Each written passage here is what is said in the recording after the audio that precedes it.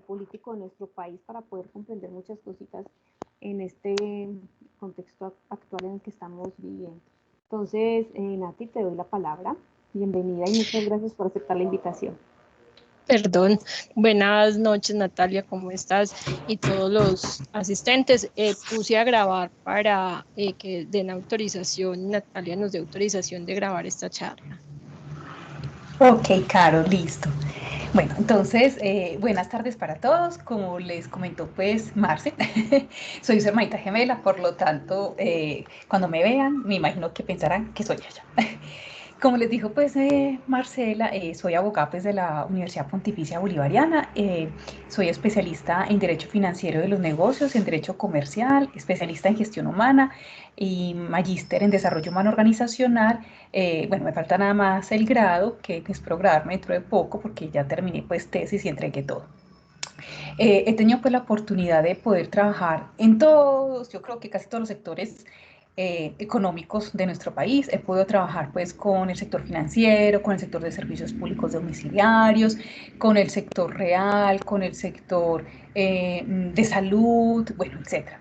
He tenido la oportunidad pues de trabajar en empresas como el grupo Bancolombia, Grupo EPM, también con las cajas de compensación familiar. Tuve también el placer de trabajar en Confama, que es la caja de compensación familiar más grande de Antioquia.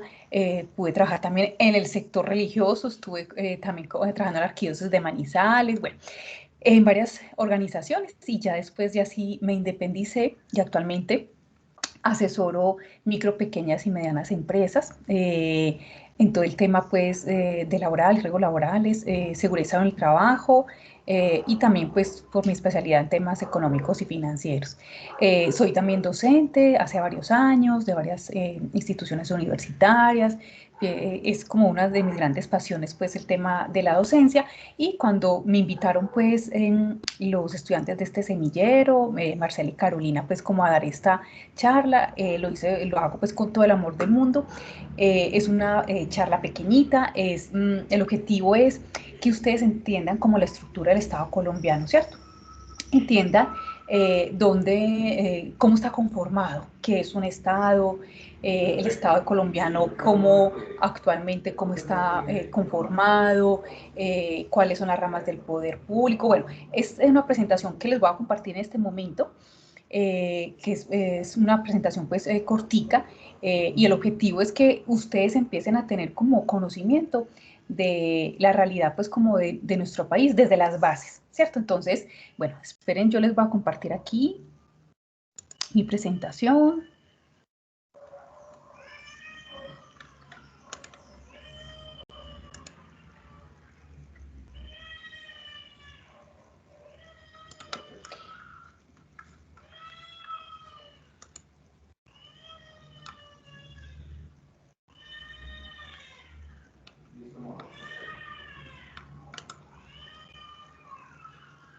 Y bueno, cuéntenme porfa si ya están viendo mi presentación en PowerPoint. Sí, Nati, ya lo estamos viendo. Sí, señora, ya se ve. Ok, perfecto. Bueno, entonces esta charla se denominó pues como el ABC del Estado colombiano, ¿cierto? Es empezar a conocer nuestro Estado, ¿cierto?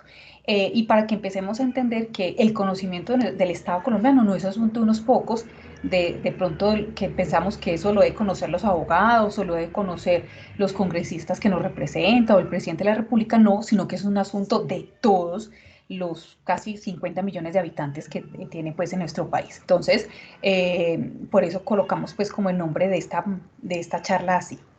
Bueno, cuando hablamos del Estado colombiano, lo primero que nos preguntamos es ¿qué es un Estado? ¿Cierto? Porque uno dice, bueno, ¿de dónde viene? ¿Cierto? Entonces, cuando nosotros hablamos de Estado, nos estamos refiriendo es a un conglomerado social, o sea, a un conjunto de personas que política y jurídicamente están constituidos. Esas personas están asentadas en un territorio determinado, o sea, debidamente delimitado, ¿cierto? Y están sometidos a una autoridad que se ejerce por sus propios órganos, que ahorita los vamos a ver. Y esa autoridad, que se llama soberanía, es reconocida por otros estados. Ese punto es muy importante porque pueden existir de pronto estados que no sean reconocidos por el resto de los estados del mundo y que por lo tanto no tienen esa soberanía y por lo tanto no podríamos decir que efectivamente es un estado internacionalmente reconocido. Entonces, esa es la palabra estado, ese es el concepto de estado. Cuando vemos este concepto de Estado, observamos que tiene unos elementos básicos que dicen la misma definición, ¿cierto? Entonces, los 3 elementos básicos para que un Estado sea Estado, valga la redundancia, es primero, tiene que tener un elemento humano que es la población, ¿cierto? Que esté conformado por habitantes. El segundo elemento básico es que tiene que tener un elemento físico, que es el territorio, ¿cierto? Pues porque si no tengo territorio donde asentar mi población, no tenemos Estado, ¿cierto? Y el tercer elemento básico es la soberanía, como les decía ahorita, que es la soberanía reconocida por otros estados, que es el elemento internacional.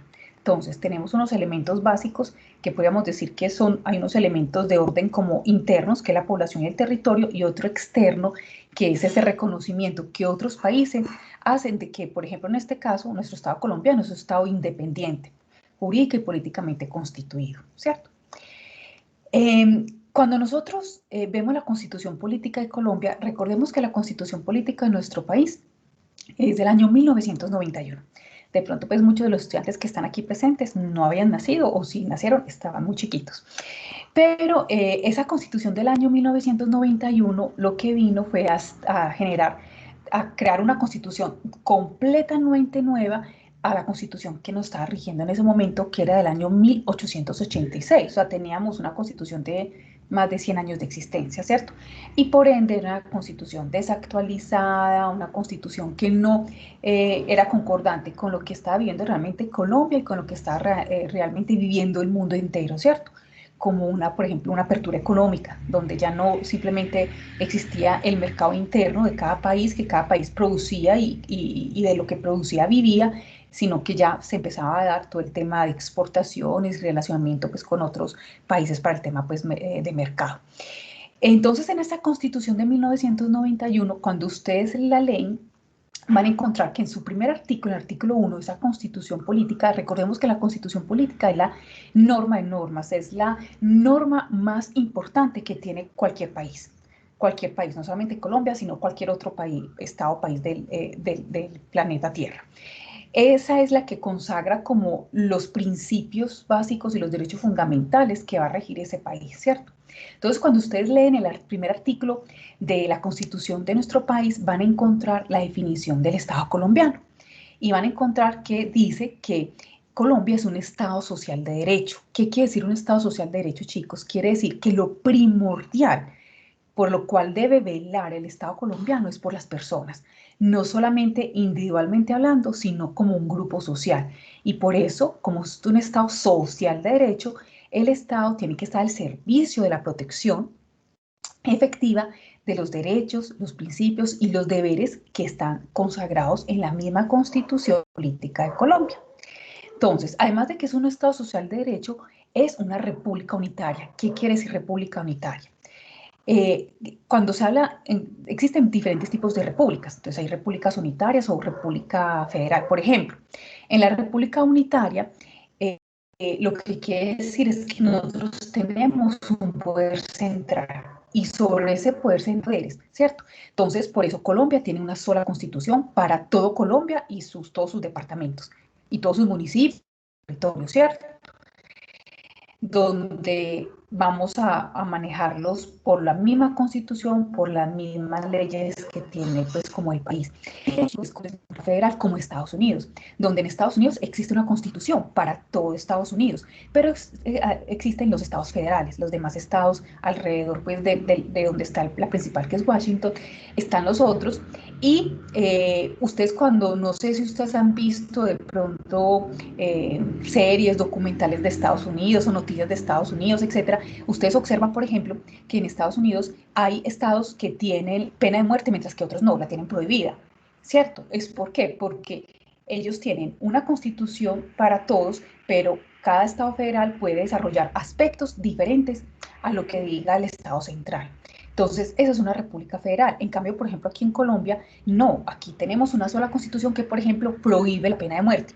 Y no puedes llegar a decir, por ejemplo, el departamento de Antioquia, decir, no, aquí vamos a implementar la pena de muerte. No, porque somos una república unitaria. Nos tenemos que centrar a lo que dice nuestra constitución política y lo que dicen las demás normas, que ahorita vamos a ver un poquito de esa jerarquía normativa. O sea, en nuestro país cuántas normas hay, qué norma más importante que la otra.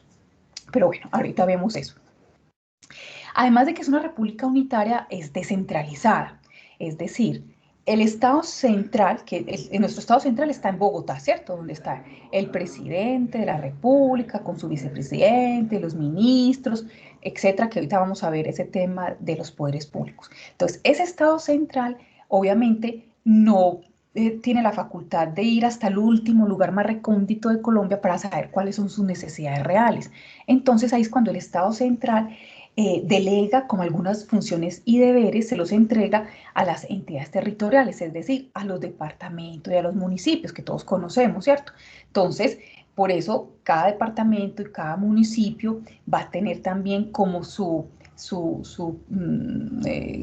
jefe principal, ¿cierto? Así como el jefe principal en toda Colombia es el presidente de la República, en un departamento es el gobernador y en un municipio el alcalde, ¿cierto? Entonces, ese Estado central le delegan ellos ciertas facultades para que ellos empiecen a realizar ciertas funciones de acuerdo a las necesidades reales de su territorio. Entonces, administran, por ejemplo, impuestos, recolectan, por ejemplo, el impuesto predial, los impuestos por el carro, bueno, etcétera. Verifican cómo se prestarán mejor los servicios públicos esenciales para su población, etcétera. Además de que es una república unitaria descentralizada, tiene autonomía a sus entidades territoriales. Como les venía diciendo, las entidades territoriales, ¿quiénes son? Los departamentos y los municipios de nuestro país, ¿cierto? Y cada departamento y cada municipio goza de una autonomía para poder gestionar sus programas y sus servicios de acuerdo a las necesidades de su población.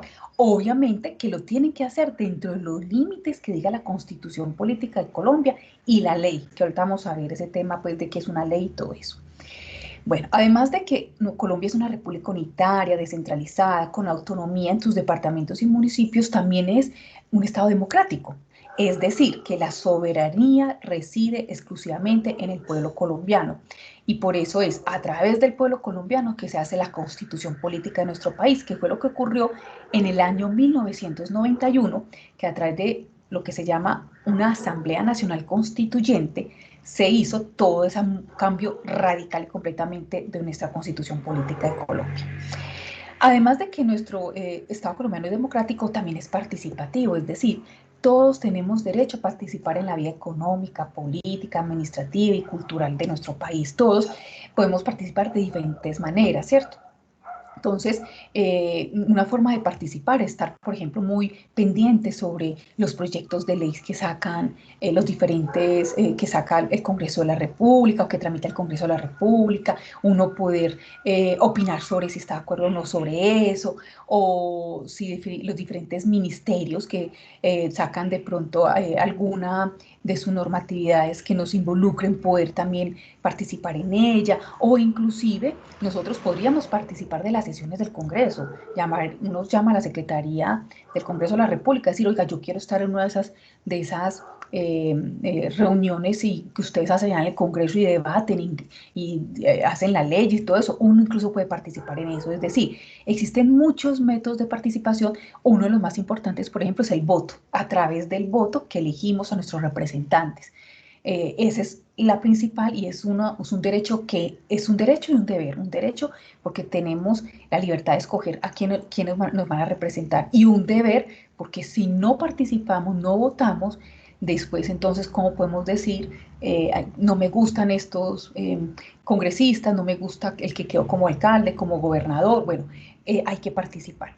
Y por último, Colombia es un estado pluralista, es decir, acepta multiplicidad de formas de vidas, de sistemas de comprensión del mundo, los diferentes modos de ser y de actuar. Entonces, aquí se aceptan todas las personas con sus diferentes valores, creencias, actitudes, conocimientos. Y, por ejemplo, en la Constitución Política de Colombia se observa mucho ese pluralismo al buscar siempre que no exista discriminación, ¿cierto? Entonces, que no exista discriminación a las personas que estén, digamos, enfermas, que no exista discriminación a las personas que tengan de pronto un tipo de raza india, negra, etcétera, no exista discriminación de las personas que conforman LGTBI, bueno, etcétera. Entonces, es un Estado completamente pluralista desde su misma constitución política de Colombia. Ahorita les voy a explicar un poquito sobre ese pluralismo a través de una alta corte, que es la Corte Constitucional. Todo lo que acabamos de ver, todo esto de que Colombia es un Estado social de derecho, república unitaria, descentralizada, con autonomía, democrática, participativa, pluralista, ¿se fundamenta en qué? Se fundamenta en 4 cosas súper importantes. Se fundamenta en, primero que todo, el respeto a la dignidad humana, que es la constitución política, es una constitución muy defensora de los derechos fundamentales, muy defensora de la dignidad humana.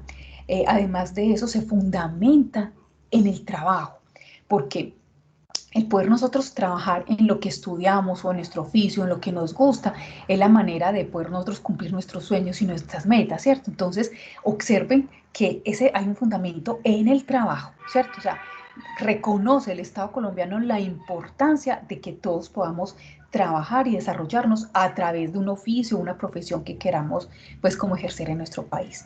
Además de eso, se fundamenta en la solidaridad, es decir, todos los colombianos o todos los habitantes del territorio colombiano debemos ser solidarios, y aquellos que de pronto tengamos un poco más debemos ser solidarios con aquellos que no tienen mucho, ¿cierto?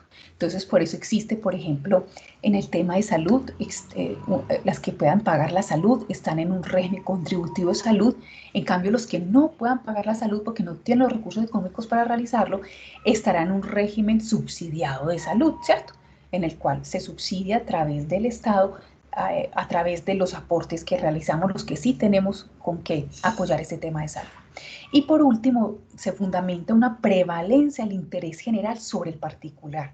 Es decir, aquí no prevalece el interés de una persona o de un grupo de personas, sino que aquí prevalece el interés general de todos los colombianos, ¿cierto? Entonces, ese también es un punto de vital importancia, y que ustedes han escuchado mucho ahorita, de pronto con el tema, pues, del paro nacional y del derecho de la huelga y las protestas, porque hay varios sectores que consideran que no existe una prevalencia de ese interés general, porque hay unos sectores que protestan, que es un derecho fundamental el de protestar, que está consagrado en esta Constitución Política de Colombia. De pronto, las personas que realizan estos paros realizan ciertos cierres que perjudican a otro sector de Colombia, ¿cierto? Entonces, a los empresarios, a los micro, pequeños y las pequeñas empresas y las medianas empresas, y el derecho a poder circular libremente al interior de nuestro país, que también es un derecho fundamental de nuestro país. Entonces, ese es un tema bastante interesante y complejo, porque hasta dónde va mi derecho, va hasta donde de pronto perjudique al otro, o cómo podemos integrar de cierta manera que se dé esa prevalencia real del interés general y no solamente, pues, de un interés particular o de unos pocos. Entonces, esto es lo que nuestro Estado colombiano, ¿cierto? Que es muy importante que tengamos claridad de eso.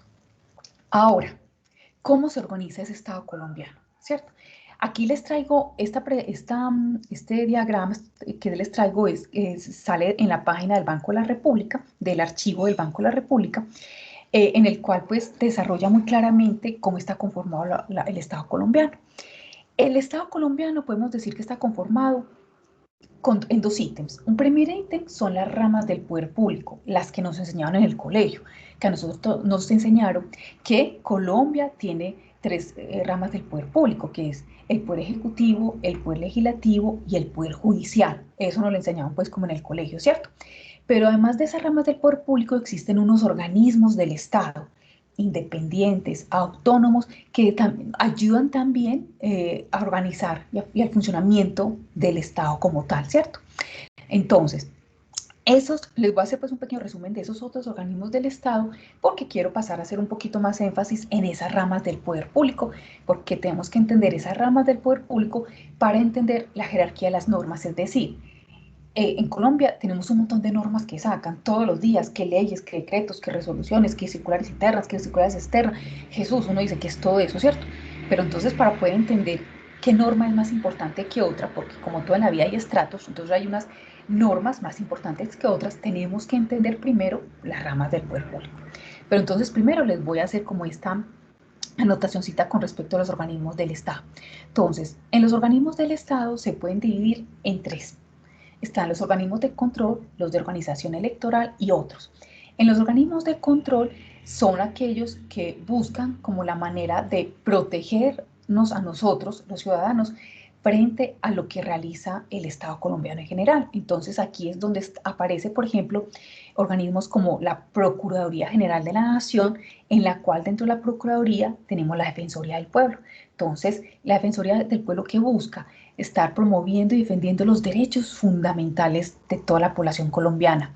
Y la Procuraduría General de la Nación busca es estar vigilando de que los funcionarios públicos, los que trabajan en las diferentes entidades del Estado, ejerzan bien su función. No es que vayan a coadministrar con ellos, no, sino a estar pendiente que ellos realicen las actividades que deben realizar. Y tenemos también la Contraloría General de la República, que la Contraloría controla todo el tema como fiscal. Ellos verifican que todos los recursos del Estado, todos esos dineros públicos como la salud, como los dineros de las pensiones, etcétera, sean debidamente bien utilizados, que no se malgasten en cosas indebidas o en corrupción, etcétera. Entonces, estos tres organismos son los organismos de control que tenemos pues en nuestro país. Están los organismos de organización electoral, que son los que, como su nombre lo indica, los que hacen toda esa verificación de temas electorales. Entonces está compuesto por el Consejo Nacional Electoral y la Registraduría Nacional del Estado Civil, que como todos sabemos, la Registraduría Nacional del Estado Civil es donde uno pues registra pues como todo el tema de todos los habitantes del territorio, el nacimiento, la muerte, bueno, etcétera, ¿cierto? Y el Consejo Nacional Electoral es aquel que vigila efectivamente todo el tema de las elecciones públicas que se realizan en nuestro país. Entonces, ¿cuántos son los habitantes en Colombia que están aptos para votar? Es el Consejo Nacional Electoral quien nos lo dice, cómo se va a organizar el tema de las elecciones, él está pendiente, bueno, etcétera. Y hay otros organismos del Estado que son, por ejemplo, el Banco de la República, que todos lo conocemos, que el Banco de la República es el que nos indica las tasas de interés que rigen para todo Colombia, porque ese tema, por ejemplo, del sector financiero es un tema muy regulado, es decir, los bancos, las entidades financieras son muy reguladas por el Estado colombiano para evitar, porque obviamente los bancos son los que administran nuestros ahorros, y como administran nuestros ahorros, entonces el gobierno nacional tiene que estar muy pendiente de que esos ahorros no se pierdan, ¿cierto? Entonces, y a través del Banco de la República se realizan ciertos temas como el manejo de la tasa de interés, donde busca que las tasas de interés sean acordes a la economía, por ejemplo, de nuestro país. Hay otro organismo que es la Comisión Nacional de Servicio Civil. Esta Comisión Nacional de Servicio Civil, ustedes pueden ingresar a la página de internet de ella y ustedes ahí pueden observar todas las convocatorias que hay para ocupar puestos en el Estado. Entonces, por ejemplo, que el IMPEC, que es el que maneja las cárceles, está haciendo una convocatoria para buscar personas que sean dragoneantes, que los dragoneantes son los que vigilan y custodian los recursos en las cárceles. Ustedes pueden aplicar ahí a través de la página de internet de la Comisión Nacional de Servicio Civil para estar en uno de esos cargos del Estado. O, por ejemplo, que en este año han salido muchas convocatorias que para la DIAN, que para la UGPP, bueno, para muchos órganos del Estado. Entonces, la Comisión Nacional de Servicio Civil lo que busca es que esos puestos que se dan en las diferentes entidades públicas sean ocupados por personas que realicen procesos de selección adecuados y que sean personas idóneas para ocupar esos cargos públicos, ¿cierto? Entonces, esos son los otros organismos del Estado. Ahora, las ramas del poder público. Entonces, recuerden, tenemos tres poderes públicos: ejecutivo, legislativo y judicial, ¿cierto? En el poder ejecutivo tendríamos al presidente de la República con su vicepresidenta actual, mujer, y con sus 18 ministerios, ¿cierto? Que ustedes saben que hay Ministerio de Salud, Ministerio del Trabajo, Ministerio de las TIC, Ministerio del Deporte, Ministerio de Relaciones Exteriores, bueno, etcétera, etcétera, etcétera. Son 18 ministerios.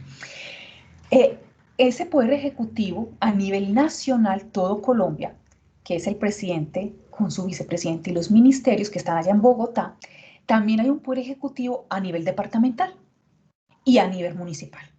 Entonces, así como existe a nivel toda Colombia el presidente con sus ministros, a nivel departamental están los gobernadores, que también los elegimos popularmente.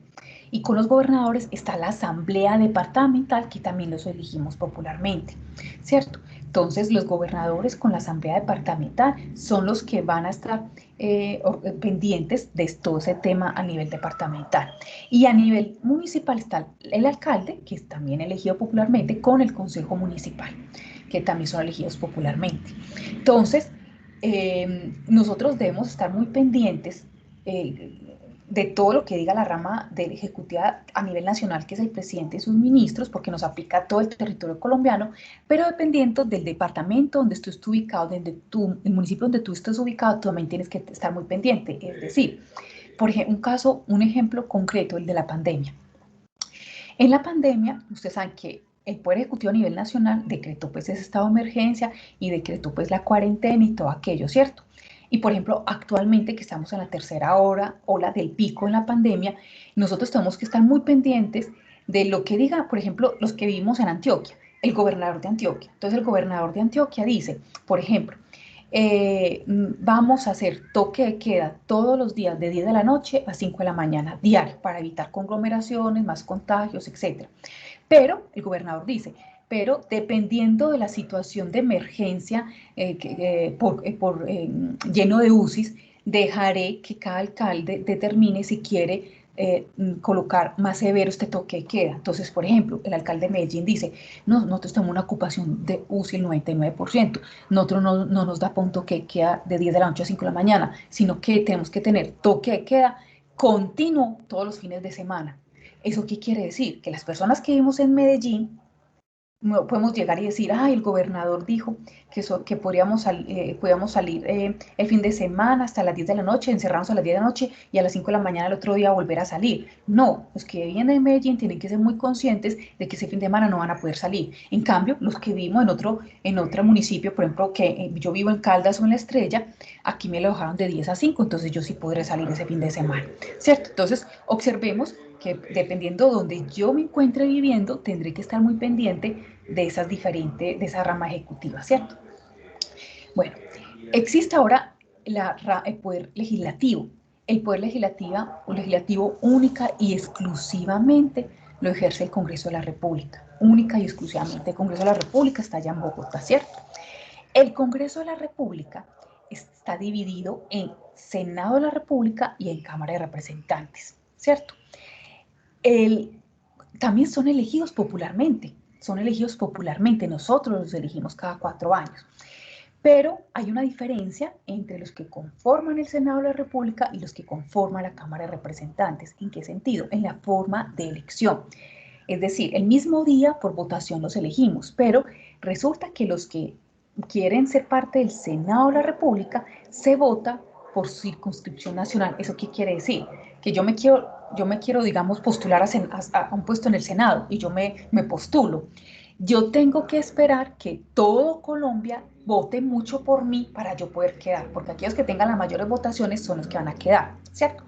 Pero si yo no quiero postularme para Senado de la República, sino que yo quiero postularme para Cámara de Representantes, ahí la manera de elegirlos es por circunscripción territorial, es decir, por cada departamento según el número de habitantes. Entonces, por ejemplo, yo digo, quiero ser parte de la Cámara de Representantes del Congreso por el departamento de Antioquia y yo me postulo. ¿Qué tengo que esperar? Que muchas personas que vienen del departamento de Antioquia voten por mí y tenga yo mayoría en votación para que me elijan. Aquí no es a nivel nacional, sino departamental. Por eso, muchas personas que quieren ser parte del Congreso de la República inicialmente empiezan por ser parte de la Cámara de Representantes antes de postularse para senador, porque es más fácil, de pronto, entre comillas, conseguir más votos de mi región que me conocen que a nivel nacional que no me conocen, ¿cierto? Entonces, esa es la diferencia entre ellos, pues, son el Congreso de la República, toda una corporación, pero se divide en Senado y en Cámara de Representantes, ¿cierto? El Senado de la República está conformado por 108 senadores y la Cámara de Representantes está conformada por 171 representantes.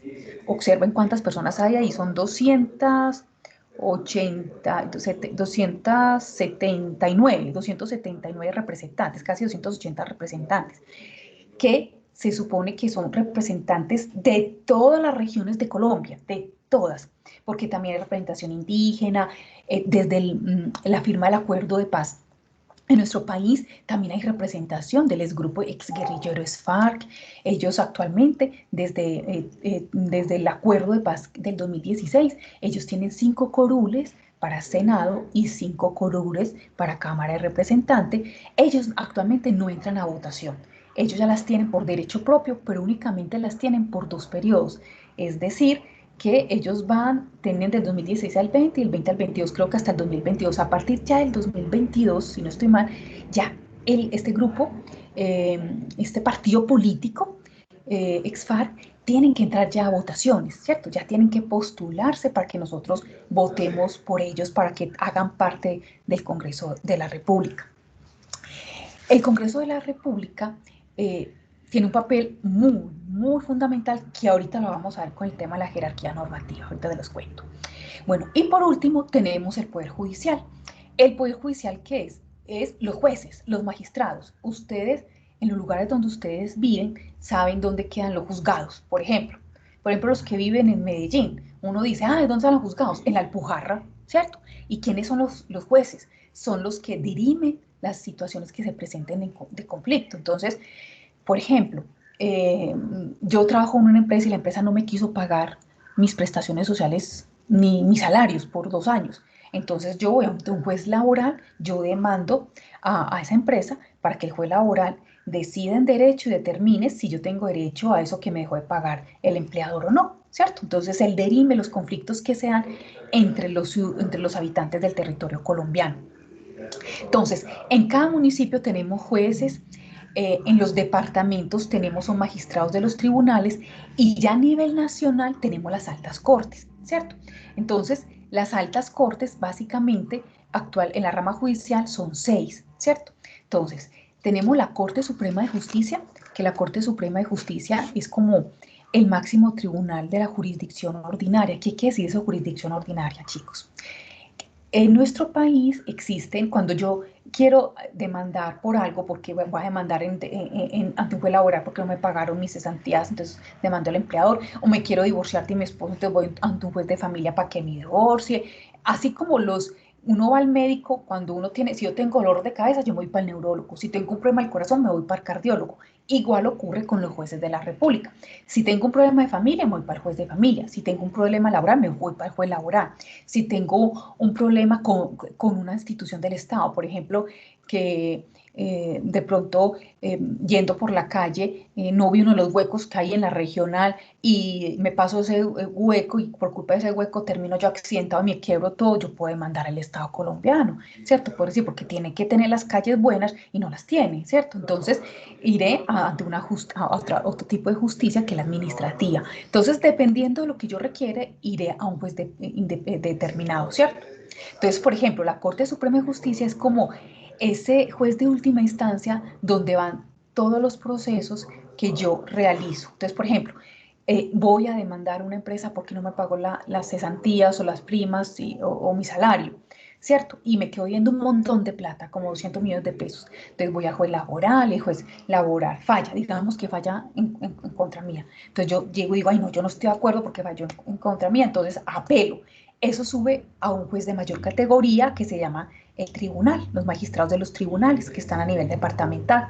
Entonces el magistrado del tribunal, él determinará si ese juez de primera instancia falló bien o falló mal. Entonces supongamos que ese segunda instancia, que es el tribunal, determina que no, que sí está de acuerdo a lo que dijo el anterior juez. Yo digo, no, ¿cómo así? Si a mí me den esa plata. Entonces yo como ciudadano tengo una última instancia que es ir a un recurso que se llama de casación ante la Corte Suprema de Justicia, que es una de las altas cortes que están allá en Bogotá.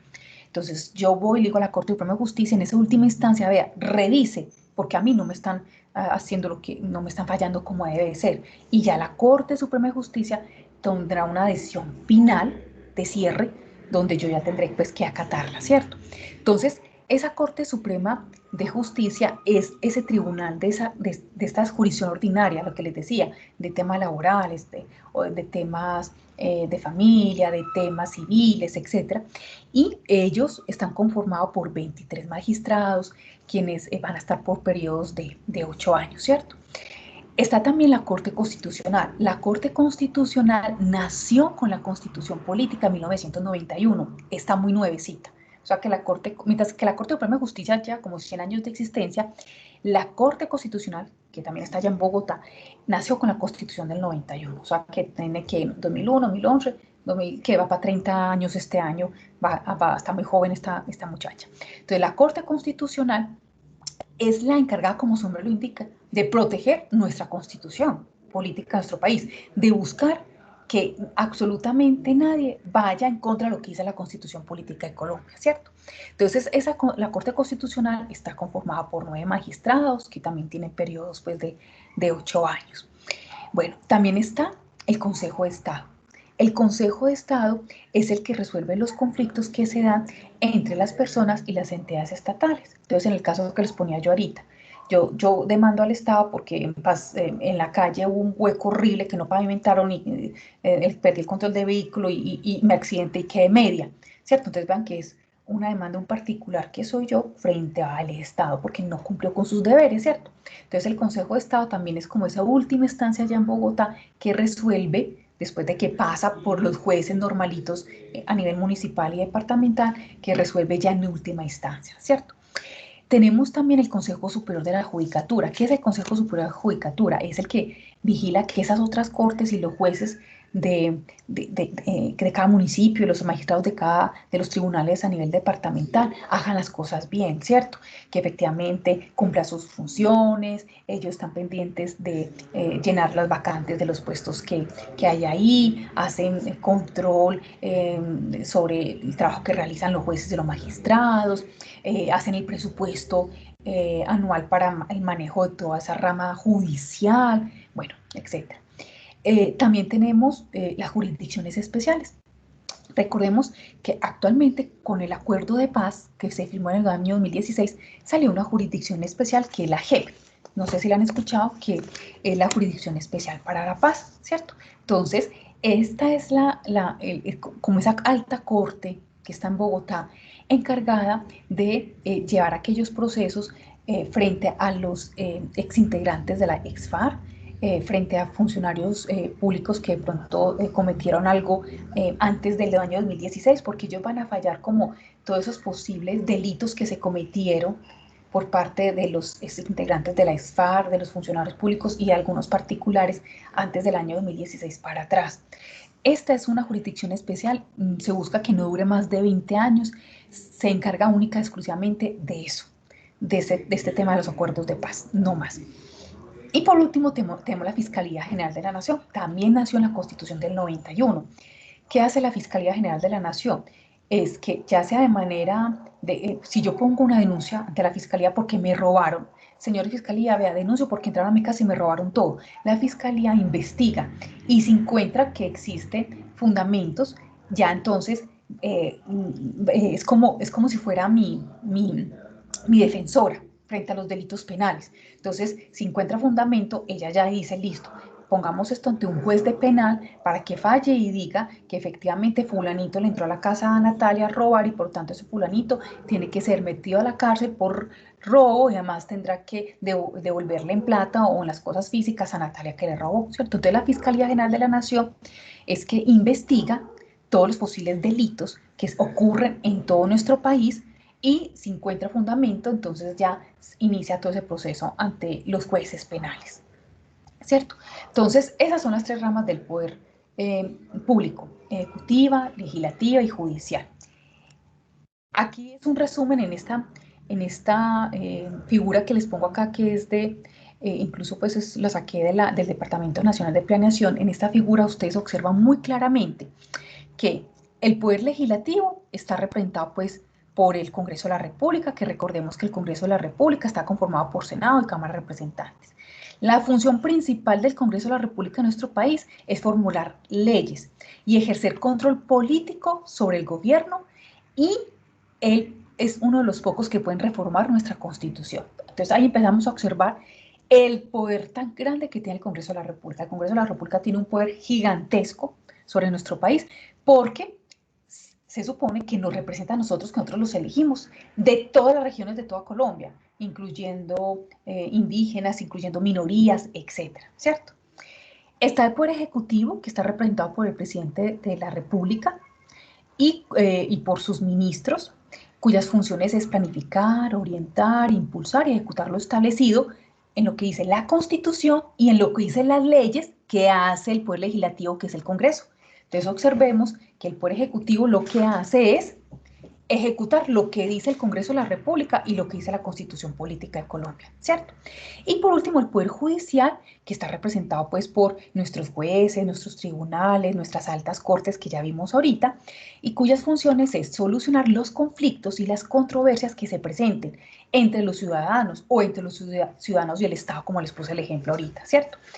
Observamos que los tres están en intersección, o sea, ¿por qué? Porque los tres poderes públicos están separados y eso es lo que hace verdaderamente un Estado democrático, pluralista, ¿cierto? No podemos, imagínense, nosotros tenemos un solo poder que haga todo, que ejecute, que legisle y que juzgue, no, estaríamos en una dictadura. Entonces, esos tres poderes son separados, pero se tienen colaboración entre ellos, ¿cierto? Entonces, por eso esta imagen, donde se observa esta intersección en la mitad, donde se da a entender esa colaboración entre ellos. Y es obvio, ¿cierto? Porque el Congreso de la República saca las leyes, pero la única manera de que se puedan ir desarrollando esas leyes es a través del Poder Ejecutivo, del presidente y sus ministros, que empiezan a decir cómo se deben desarrollar esas leyes, ¿cierto? Y a través del Poder Judicial se interpretará, cuando los jueces interpretarán de la mejor manera lo que diga la ley, ¿cierto? Para solucionar conflictos y controversias entre los ciudadanos. Entonces, este es como ese resumen del poder, de las ramas del poder público. Ahora, para finalizar, y esta es nuestra última diapositiva, es el tema de la jerarquía normativa, que uno dice, ay, Dios mío, tantas normas en Colombia, por allá hablan unos de leyes, otros de decretos, otros de resoluciones, es un enredo. Pero entonces, para poder entender qué norma dentro de nuestro país es más importante que otras normas, tenemos que hablar de algo que se llama la pirámide de Hans Kelsen. Hans Kelsen era un jurista austriaco, que él murió en el siglo XX, 1973, si no mal recuerdo, y él determinó que en todo país, en todo estado, existía una jerarquía normativa, es decir, que habían unas normas de mayor importancia que otras, ¿cierto?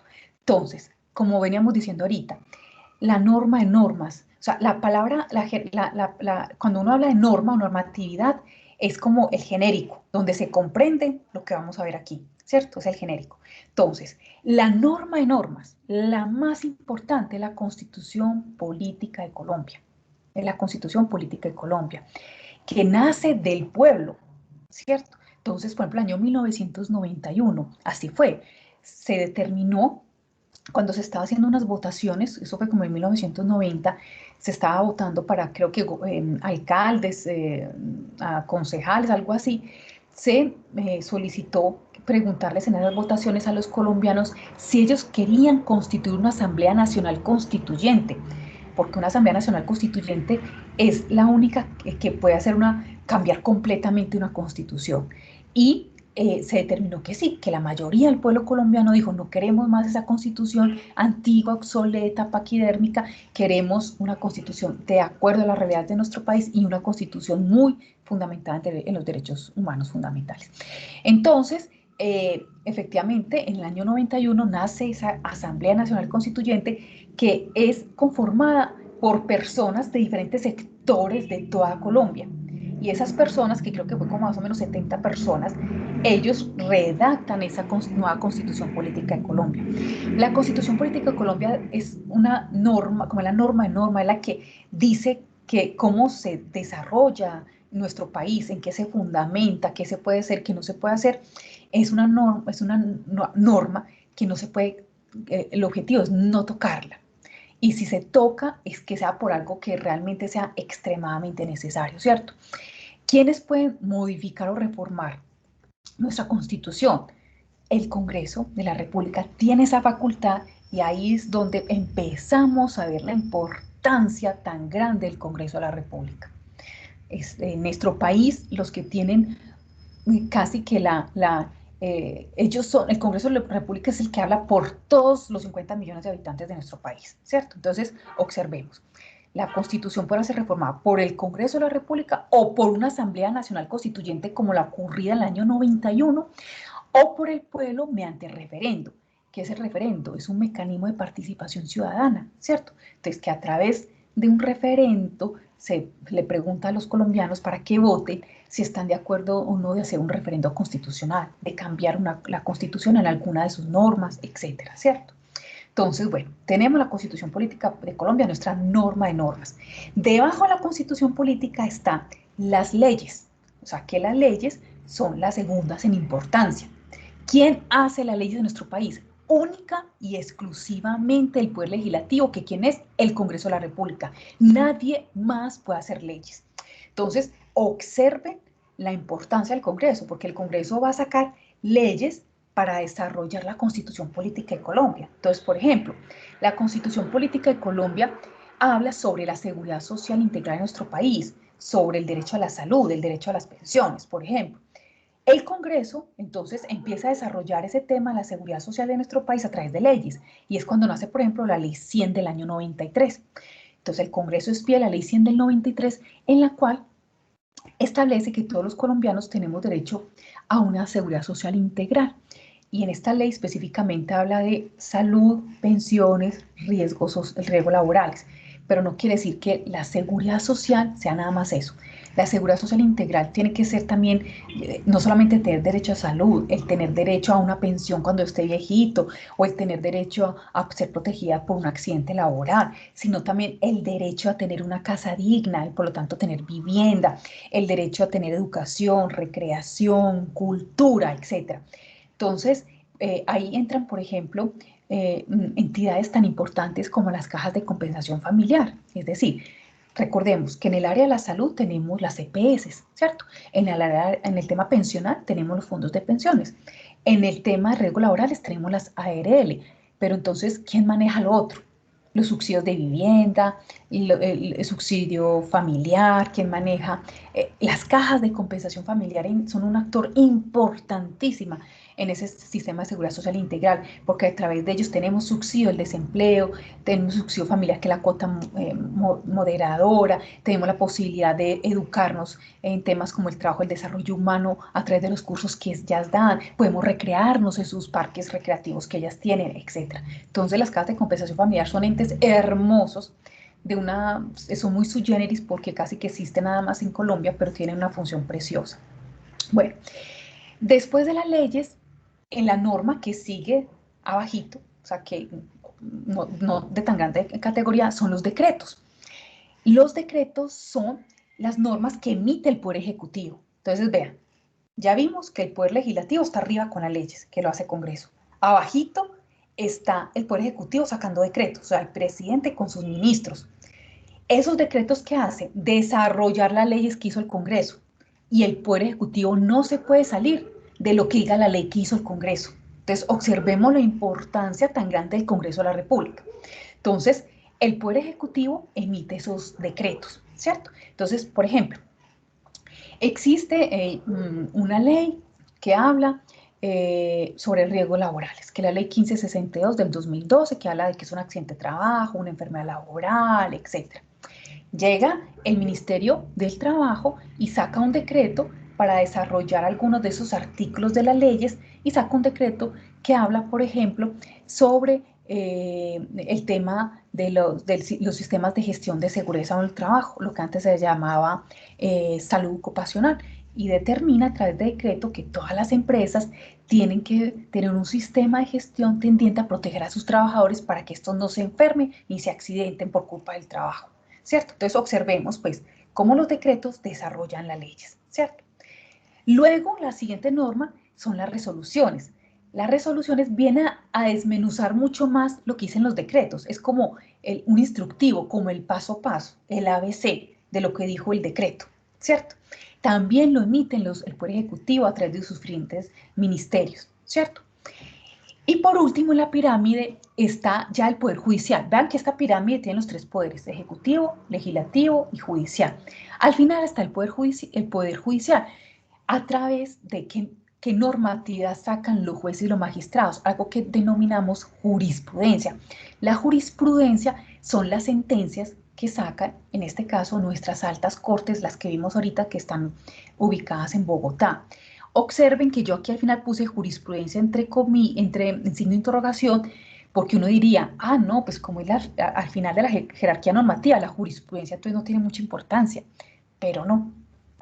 En los últimos años, y especialmente después de la Constitución del 1991, la jurisprudencia de las altas cortes, especialmente de la Corte Constitucional y de la Corte Suprema de Justicia, ha generado que nosotros digamos que la jurisprudencia no está al final de la pirámide de Kelsen, sino que la jurisprudencia, como un círculo, abarca toda la pirámide normativa, toda, la permea. ¿Qué quiere decir eso?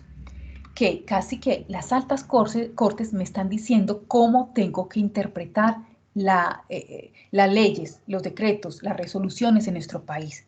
Entonces, al final tenemos que hacer la manera como diga las altas cortes de interpretar una norma. Por ejemplo, les voy a colocar este ejemplo sencillo.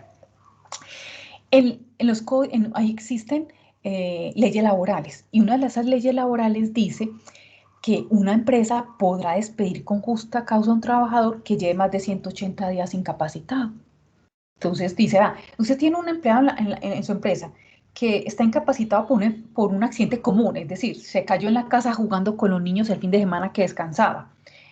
Como si ese trabajador va a estar incapacitado más de 180 días, la ley le permite que al día 181 lo échelo. Uno dice, Dios mío, eso sí será justo. Uno dice, no, eso no es como muy justo. Entonces, ¿qué sucede? Que esa ley que habla sobre eso, sobre ese despido, se demandó ante la Corte Constitucional, porque la Corte Constitucional, como les dije ahorita, es la que vigila que la Constitución política no sea violada, que ninguna norma de aquí para abajo vaya en contra de la Constitución política. Entonces, por ejemplo, si la Constitución política dice que no se puede, que en Colombia está prohibida la pena de muerte, no puede salir una ley permitiendo la pena de muerte. No, es inconstitucional porque va contra la Constitución, que es la norma más importante, ¿cierto? Ahora, en el ejemplo que le estoy diciendo de que puedo despedir a un trabajador que se accidentó en la casa jugando con los niños al día 181, así sin importar nada, entonces un ciudadano o un abogado desparchado, como digo yo, vio ese artículo, esa ley y dijo, ay no, eso es inconstitucional, le voy a solicitar a la Corte Constitucional que revise esa norma, esa ley, ese artículo de esa ley, porque eso es inconstitucional. ¿Cómo así? Si nosotros tenemos que antes que defender a las personas que están en necesidad, que tienen alguna discapacidad en salud, etc. Entonces, se demandó ante la Corte Constitucional. ¿Y qué dijo la Corte Constitucional? Dijo, no, la norma no es inconstitucional, sino que todos lo tienen que interpretar de la siguiente manera. Y es que usted no podrá despedir a un trabajador que se encuentre incapacitado hasta tanto ese trabajador esté completamente recuperado y vuelva a trabajar, o hasta tanto usted verifique si de pronto es que vamos a tenerlo que pensionar por invalidez porque ya no puede seguir trabajando. Y ahí es donde la Corte Constitucional crea lo que llamamos, y no sé si lo han escuchado, la estabilidad ocupacional reforzada por salud. Es decir, usted no podrá despedir un trabajador en Colombia que se encuentre incapacitado o con restricciones médicas o con algún problema de salud que le impida ese problema de salud ejercer sustancialmente la función de ese trabajador. Entonces, observemos cómo la ley textualmente dice, señor empleador, usted puede despedir al trabajador, así dice, llanamente, pero la Corte Constitucional dice, no, eso no es inconstitucional, la norma está bien, pero me la tiene que interpretar así. Entonces, cuando tú lees ese artículo de esa ley, no lo puedes leer así, llanamente, sino que tienes que ir a buscar si la Corte Constitucional ha dicho algo sobre ese artículo para entonces interpretarlo de esa manera. Entonces, por eso al final digo que la jurisprudencia no es que está al final de la pirámide de Kelsen, la jurisprudencia es un círculo alrededor de toda la pirámide de Kelsen que permea todo nuestro sistema normativo, y podríamos casi que decir que las personas que mandan en nuestro país básicamente son el Congreso de la República y los magistrados de las altas cortes, especialmente Corte Constitucional, porque es la que guarda y vigila que la Constitución de nuestro país no sea violada. Listo, mis queridos estudiantes, esa era como la presentación que les traía. Les agradezco pues mucho su atención y si tienen alguna duda, pregunta, inquietud, me cuentan por favor.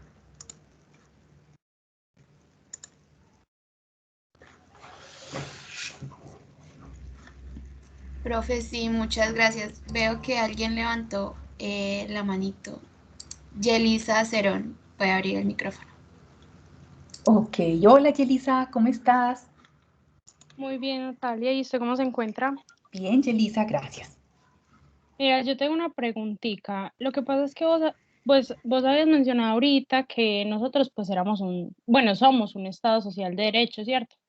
Pero tengo entendido que los funcionarios públicos, hablando exclusivamente pues de la policía, no tienen derecho al voto. ¿Esto a qué se debe? Muy buena tu pregunta, Yelisa. Todos los que conforman la fuerza pública de nuestro país, o sea, los policías, los del ejército, los de las fuerzas navales, todos ellos no pueden votar. ¿Por qué? Porque ellos no pueden tener un partido político al cual ellos quieran pertenecer. Tienen que ser completamente imparciales. Y cualquier partido político que llegue al gobierno, independientemente si es de derecha, de izquierda, centro, lo que sea, tienen que asegurar que va a defender a ese nuevo presidente que llega con sus ministros y su vicepresidente, etcétera, y a todo el pueblo colombiano. Entonces, por eso ellos no pueden votar, ellos tienen que ser completamente imparciales y siempre estar al servicio del poder ejecutivo que esté en el momento.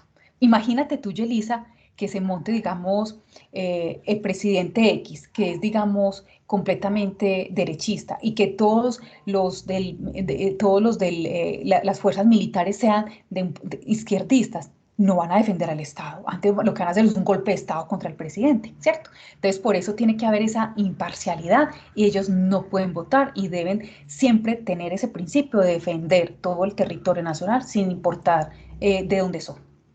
¿Sí fui clara, Yelisa, con la respuesta? Sí, Natalia, muchas gracias, pero me surgió pues otra dudita respecto pues a la charla. Dada pues la situación del país en estos momentos, ¿qué tan cierto es que después de un mes de protesta continua se pueda realizar un cambio en la Constitución si no se desarrolla pues como un estado de conmoción? No, Yelisa, no. Como les dije ahorita, la única manera que se pueda una reforma de la Constitución es o a través del Congreso de la República o por una Asamblea Nacional Constituyente como la que ocurrió en el año 91 o por un referendo. Y todo eso para poderse tramitar se hace a través del Congreso de la República. Entonces tendríamos que esperar que se dé ese Congreso de la República. Me gustaría como compartirles un documento de una investigación que hicieron los profesores sobre ese tema de las posibles solicitudes de modificación de la Constitución política, por ejemplo, entre el año 2008 al año 2011. Por ejemplo, hubo una solicitud de reformar la Constitución política de nuestro país. Establece que no se permite la cadena perpetua, es decir, como en Estados Unidos una persona puede estar 1000 años encerrada en la cárcel hasta el día que se muera. En Colombia no. En Colombia el máximo de pena es hasta 60 años, ¿cierto? Como en el 2000, no me acuerdo, eso fue entre el 2008 y el 2011, solicitaron unas reformas a la Constitución política donde permitieran la pena privativa de la libertad de manera perpetua para los violadores y asesinos de niños, ¿cierto? Toda esa solicitud de reforma a la Constitución tenía que tramitarse por el Congreso de la República. Cuando llegó al Congreso de la República, el Congreso se demoró, no hizo lo que tenía que hacer y se cayó esa solicitud de reforma a la Constitución, ¿cierto? Porque todo se hace a través del Congreso de la República.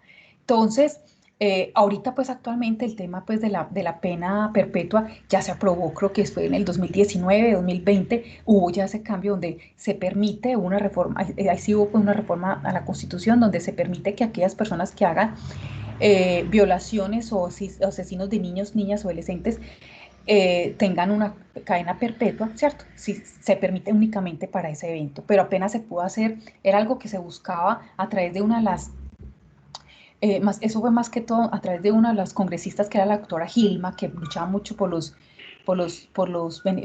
derechos de los niños, y eso fue como en el 2008, y mira, apenas se logró pues sacar en el 2019, como 11 años después. Ese es el problema del Congreso de la República. El Congreso de la República se demora a veces años para sacar una ley, ¿cierto?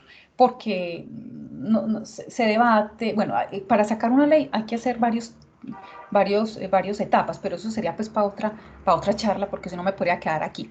Pero entonces, en conclusión, mi querida Yelisa, no es que hoy pasa un mes sin protesta y va a pasar eso, no, eso no va a pasar.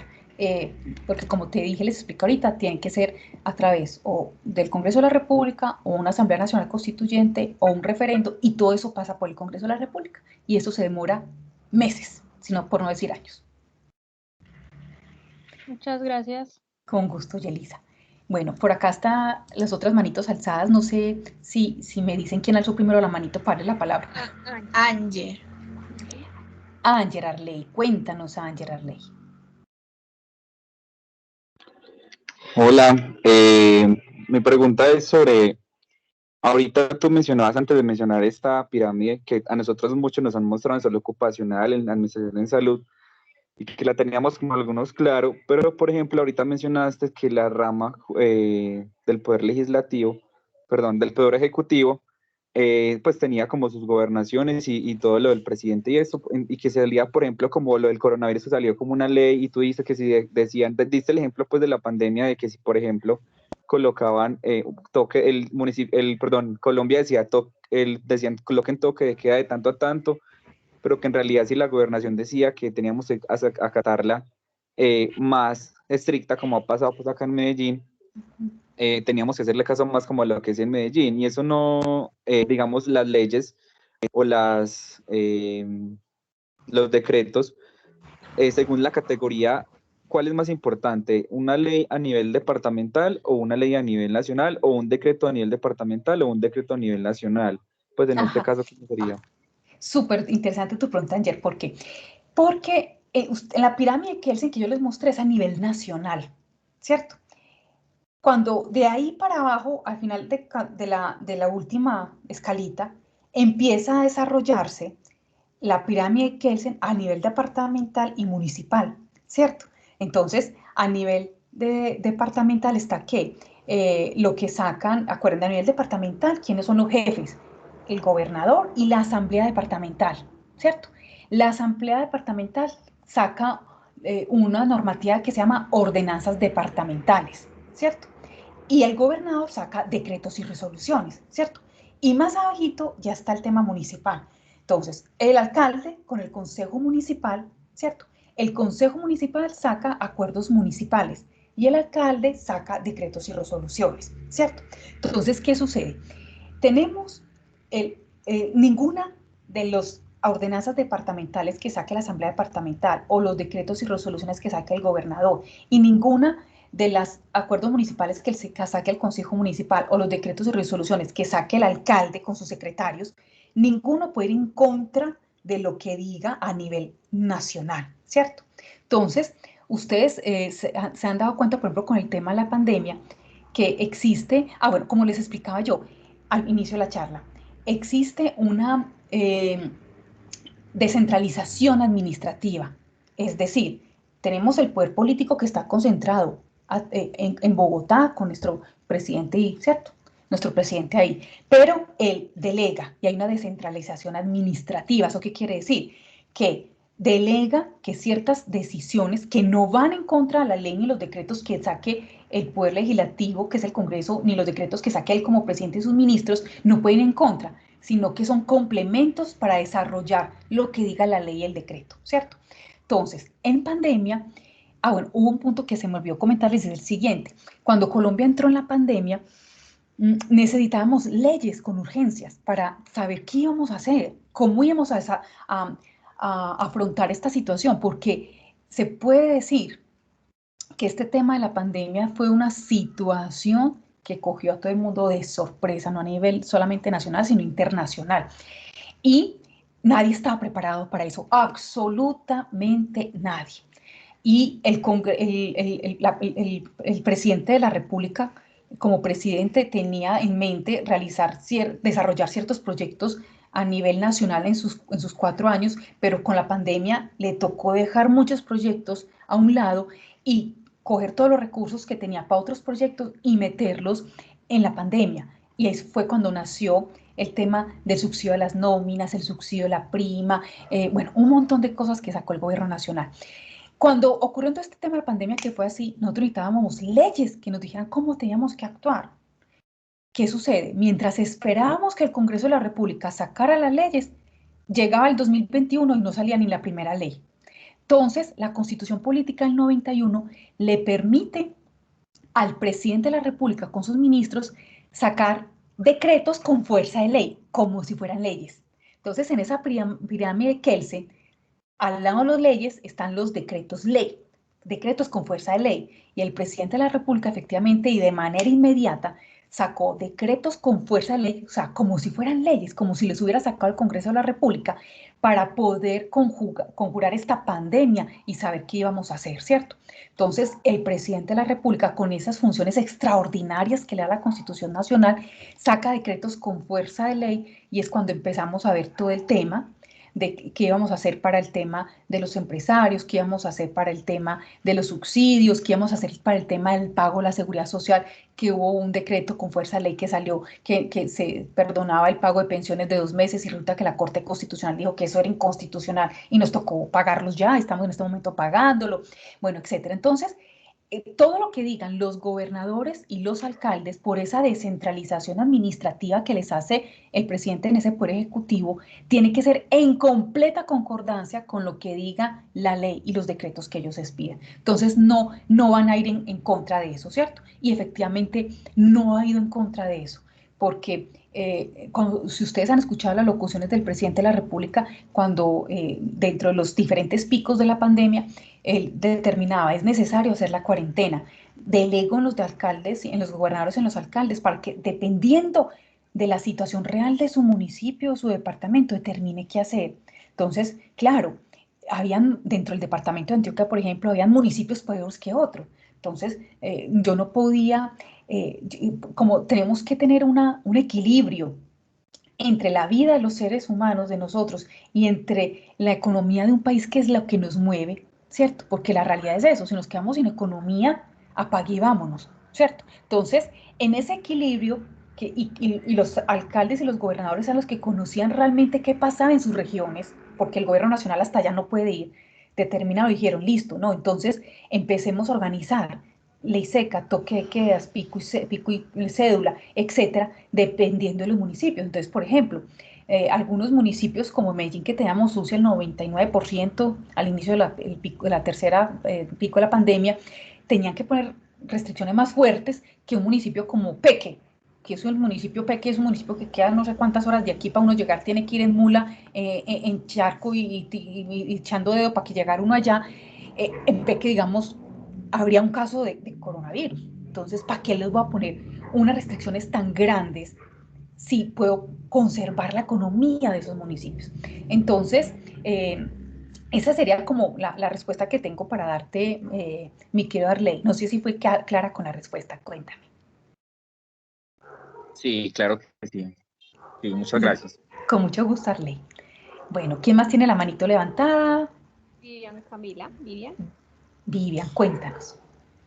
Hola, profe. Bueno, yo tengo varias preguntas, pero la primera es que he escuchado mucho ahorita que, y usted lo enfatizó mucho, fue la importancia del Congreso y todo ese mundo de personas que hacen parte de él. Entonces, escuchaba muchas opiniones y decían como que hay que atacar al Congreso, pues que nosotros tenemos como el poder con el voto y pues porque hay tantas personas y si disminuir el número de esas personas pues impactaría un poco pues como en la situación económica o por qué se requieren tantas y no puede ser una por departamento o una por capital. Sí, Vivian, muy buena tu pregunta. O sea, como está consagrado en la Constitución Política de Colombia, ese es como el número de senadores y de representantes a la Cámara, porque es dependiendo como del número de habitantes por región, ¿cierto? Entonces, el Consejo Nacional Electoral le dice, vea, tantos habitantes en departamento tal, en municipio tal, y hacen unos cálculos y determinan entonces cuántos miembros del Congreso deben ser, porque de acuerdo con esos cálculos que hicieron en su momento, se determinó que ese era el número necesario para poder representar los 50 millones de habitantes de nuestro país, ¿cierto? Lo que tú dices es muy cierto, es que hasta los mismos congresistas al interior, hay algunos que han propuesto, no, que disminuyamos el número de congresistas, que disminuyamos los salarios, todas las prebendas que tienen, etcétera, etcétera, pero eso es muy difícil de hacerlo. ¿Por qué? Porque es yo con yo, ¿cierto? Además es muy difícil porque cualquier cambio que tú empieces a hacer por ejemplo, en los congresistas, eso empieza a repercutir, por ejemplo, en el poder judicial. Entonces, sí, porque todos los sueldos de todos los funcionarios del Estado están debidamente determinados, ¿cierto? Entonces, si un congresista se gana, no sé, 30, 32 millones de pesos al mes, entonces un magistrado de las altas cortes tiene que ganarse 28, pues cualquier cosa, porque la verdad no sé ahorita cuánto están ganando, pero más o menos eso. Pero resulta que si yo le rebajo los salarios a los congresistas y después llego y le rebajo los salarios a los magistrados, llegan los jueces que están en los municipios, los departamentos, dicen no se los rebajen, porque nos empiezan a rebajar también el salario a nosotros. Entonces, por ejemplo, yo tengo casi todas mis amigas que se graban conmigo en Derecho, casi todas son jueces. Y ellas dicen, no, que no le toquen los salarios ni a los congresistas ni a los magistrados, porque nos tocan el salario a nosotros. Entonces, ¿quién va a votar por algo así si va a perjudicar a otros, ¿cierto? Entonces, es un tema que se ha venido ventilando no ahora, sino hace mucho tiempo. Muchos partidos políticos lo han propuesto en su momento, pero eso termina cayéndose. Entonces, por eso es como esa importancia que nosotros al momento de votar por los congresistas seamos como muy juiciosos de leer las propuestas que ellos hacen. Hay congresistas que se reeligen indefinidamente. Entonces, uno ver ese congresista por el que siempre he votado yo cada 4 años, ver qué hizo en la legislatura pasada, si se hizo algo bueno, si no hizo algo bueno, ¿cierto? Entonces, ahí es cuando viene ese ejercicio concienzudo de cada uno de nosotros para determinar por quién votar. Que obviamente, lastimosamente, muchas personas no lo hacen, porque eso implica tener que estudiar, tener que leer, tener que analizar, y son horas y horas. Eso no lo haces tú en media hora, ni en 1 hora, ni en 2 días, ni en 3 días, ni en 4 días, eso lo haces toda la vida, ¿cierto? Entonces, es ese llamado de que cada 4 años cambiamos de congresistas, entonces leer las propuestas de los que se van a presentar en la próxima legislatura para ver si dentro de lo que ellos proponen hay coherencia y tratar de escoger entre los que sí tengan pues como ese objetivo de disminución de pronto de esa carga de estatal que tenemos tan alta con esos salarios y eso. Pero es complicado porque también nos hemos dado cuenta, chicos, pues nos ha pasado a todos que nosotros votamos por X y cuando se monta el poder no hace nada de lo que dijo, ¿cierto? Existen mecanismos como lo que está, por ejemplo, pasando ahorita con el alcalde de Medellín, que quiere hacer la revocatoria del poder. Claro, existe, ¿cierto? El problema es que eso se demora mucho para hacerlo, entonces casi que termina logrando uno hacer eso, casi que ya terminando el periodo de la persona, ¿cierto? Entonces, es un tema muy complicado, pero si no hacemos algo desde ahora, si cada uno no pone de parte, cada uno no ponemos parte de algo para mejorar, incluso hasta por las cosas pequeñas, chicos, es decir, si yo quiero ser un buen ciudadano, yo pago mis impuestos. Si yo quiero ser un buen ciudadano, pago mi seguridad social como debe ser. Si quiero ser un buen ciudadano, si soy empresa, hago lo que tengo que hacer. Si soy un buen ciudadano, reciclo. Si soy un buen ciudadano, no destruyo el metro, no destruyo el Transmilenio. Si soy un buen ciudadano, no tumbo el semáforo ni las cámaras para que no me capten al momento en que yo voy a 120 por velocidad.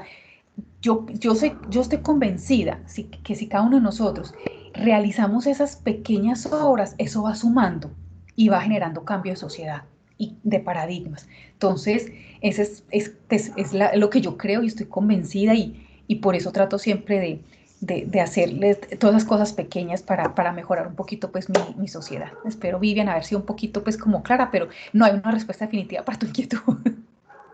Sí, profe. Y la última ya para terminar. las reformas en qué parte de la jerarquía entran. Y tengo pues una pregunta añadida, por ejemplo, lo de la reforma a la salud, he escuchado mucho, ay, es que es inconstitucional. Entonces, que la cataloguen de inconstitucional, pues no hacen que simplemente no sea ni siquiera una posibilidad para el Congreso, pues si va contra la ley, la norma de normas, pues ¿por qué evaluarla? Cuando tú hablas de reformas, ¿es reformas qué? Reformas... A ver, el Congreso de la reforma a la salud. a la salud, listo. Sí. Todo es por el Congreso de la República, absolutamente todo. ¿Qué pasó, por ejemplo, con la reforma a la salud, con la reforma tributaria? Pues que ni siquiera han dejado que llegara al Congreso para que lo debatiera. El hecho de que se hubieran presentado no quiere decir que se hubieran aprobado, porque se supone que para eso está el Congreso de la República, para ellos analizar y determinar si es viable o no es viable, y si no es viable no sale, ¿cierto? O sea, ni siquiera se pudo hacer la pelea para poder llegar hasta allá, ¿cierto? Normalmente cuando se requiere alguna reforma, por ejemplo la reforma a la salud, se requiere una reforma tributaria, normalmente esas necesidades, por ejemplo en el tema de la reforma tributaria, esa necesidad la vio el gobierno, el Poder Ejecutivo, por lo que ocurrió en la pandemia, ¿cierto? Porque todos los recursos que habían para otras cosas se tuvieron que meter para otros asuntos, ¿cierto? Entonces, era obvio que necesitamos una reforma tributaria, pues era obvio. El problema es que el gobierno no lo supo socializar, no lo supo dar a conocer, no lo supo expresar, lo hizo mal desde el principio, ¿cierto? Entonces, es obvio, si tú ves las estadísticas económicas, si tú ves las estadísticas económicas de nuestro país, yo estuve la semana pasada en una conferencia sobre eso, tú te vas a dar cuenta que lo que pasó en el 2020 económicamente para el país fue algo que no había ocurrido en 100 años. Ni siquiera cuando hubo un problema financiero por el UPAC en los años 99, finalizando los años 90, en el 99, ni siquiera, no llegó en eso. Llegamos a cifras de desempleo del 25% que nunca se habían visto en Colombia. Llegamos a problemas financieros gravísimos, ¿cierto? Y por eso cuando la reforma estatutaria, pues, o sea, que la pobre no alcanzó ni siquiera a llegar, pues, para que la debatieran, y no que les tocó acá la de una, no alcanzó ni siquiera a debatirse en el Congreso, por eso inmediatamente las calificadoras a nivel internacional nos bajaron la calificación. ¿Por qué? Porque como Colombia tiene deuda externa, Colombia tuvo que pedir plata prestada al exterior para poder sobrellevar una pandemia.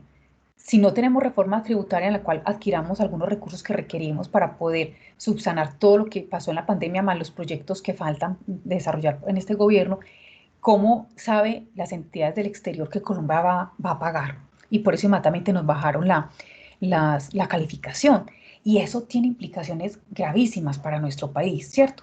Y si a eso le sumamos el tema que estamos viviendo ahorita, que el paro nacional, que con todo el derecho, porque es un derecho fundamental, tenemos para hacer huelga, para hacer paro, pero entonces estamos bloqueando, entonces estamos impidiendo que lastimosamente, por ejemplo, las exportaciones de café que estaba haciendo, por ejemplo, esta empresa Amor, ¿cómo es que se llama? Amor Perfecto creo que se llama, que es un exportador de café, no llega a puerto, entonces están incumpliendo. Y eso genera entonces que haya que cerrar empresas. Y por ejemplo, en Cali muchas empresas les tocó suspender los contratos del trabajo de sus trabajadores. ¿Y eso qué quiere decir? Que la suspensión de los contratos de trabajo es que la gente se va para la casa sin ganarse un peso. Y ahí es cuando empieza el problema, que no hay sustento para las familias. Y ahí es cuando empieza el problema de la pobreza. Colombia había logrado unos índices de disminución de pobreza extrema y de pobreza normal.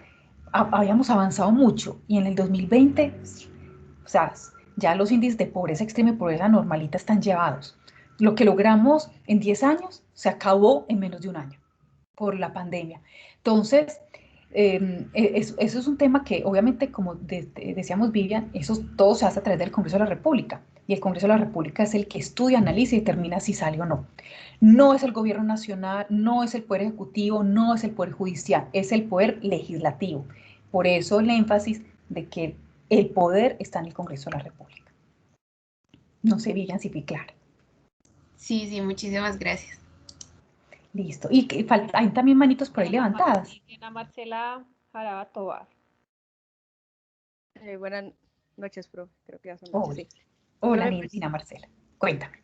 Mis preguntas son, pues la primera es cómo decir que ni el paro, ni digamos la pandemia hace que seamos más pobres, porque la mayor población en Colombia siempre ha sido pobre o clase media, las clases altas pues son muy pocos. Y con respecto al paro, yo tengo una pregunta, digamos si pues el pueblo decide que nosotros queremos cambiar la reforma pues de Colombia y también la Constitución, la Constitución de Colombia, pero también queremos que en esa Constitución se incluya que queremos menos congresistas y que a nivel de llegar a un diálogo de las partes, con los que tengan que hablar es con el pueblo. Eso se puede hacer y no tener que hablar con gente que pues realmente no está como en condiciones de opinar con respecto a qué se para en Colombia o qué se cambia. Bueno, Dina Marcela, lo primero frente a tu primera apreciación que realizaste de que no se dio más pobreza por la pandemia ni por el paro, nada de eso, te agradecería que nos dieras hechos y datos, cifras concretas.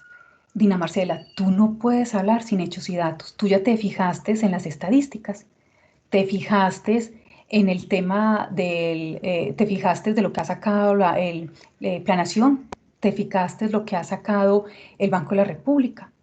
Dina Marcela, cada vez que tú vayas a hablar, y este es un consejo con todo el amor, habla con hechos y datos, porque cualquier economista de nuestro país inmediatamente te debatería y te diría, no tienes razón lo que estás diciendo.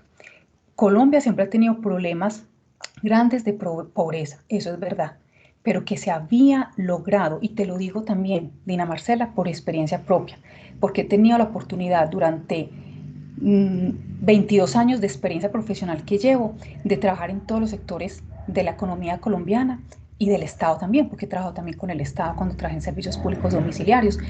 Y te puedo asegurar que los niveles de pobreza sí han bajado de acuerdo con las estadísticas del DANE y con todas las otras estadísticas que puedes encontrar.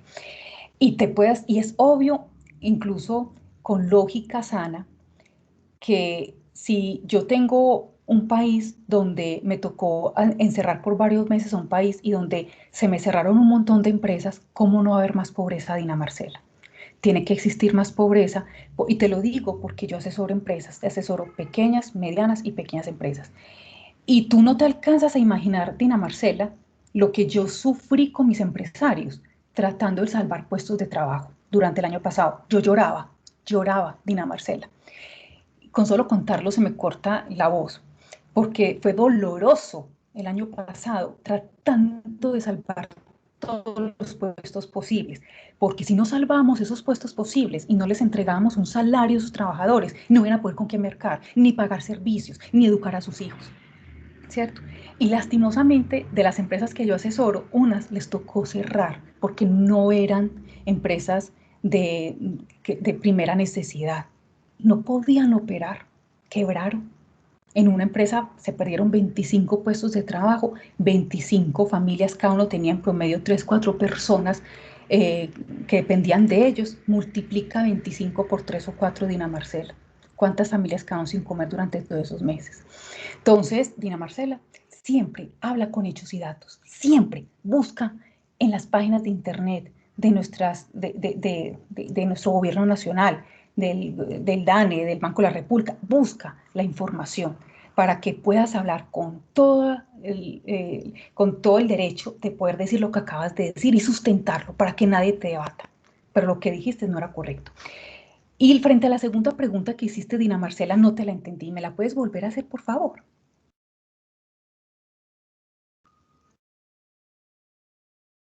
¿Aló? Dina Marcela, ¿nos escuchas? Hola. Hola, Dina Marcela.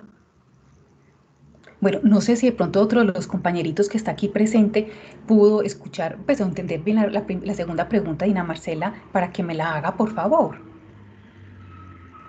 Natalia, creo que preguntó que si se deseaba en una reforma a la Constitución o algo que el gobierno, el que estuviera en el turno, negociara directamente con las personas y no con otros intermediarios, o sea, con lo que entiendo mencionó ella, el pueblo directamente, si eso era viable. Pues nada, ni comités de paro, ni nada, ni ninguna cosa, sino gente. No, lo que pasa es que, chicos, recuerden que tenemos que tener, por eso pues era la conferencia de hoy, para entender un poquito la estructura del Estado. Lo que está sucediendo actualmente, ¿qué es? Que el gobierno nacional está tratando de conversar con de las personas del paro, que recordemos que esto no es de hoy, ni hace un año, hace 2 años, esto siempre pues, es una necesidad sentida de parte de todos los colombianos, la necesidad de que tengamos muchos cambios, ¿cierto? Me incluyo yo ahí porque es una necesidad que yo también siento urgente que tengamos cambios en nuestro estado.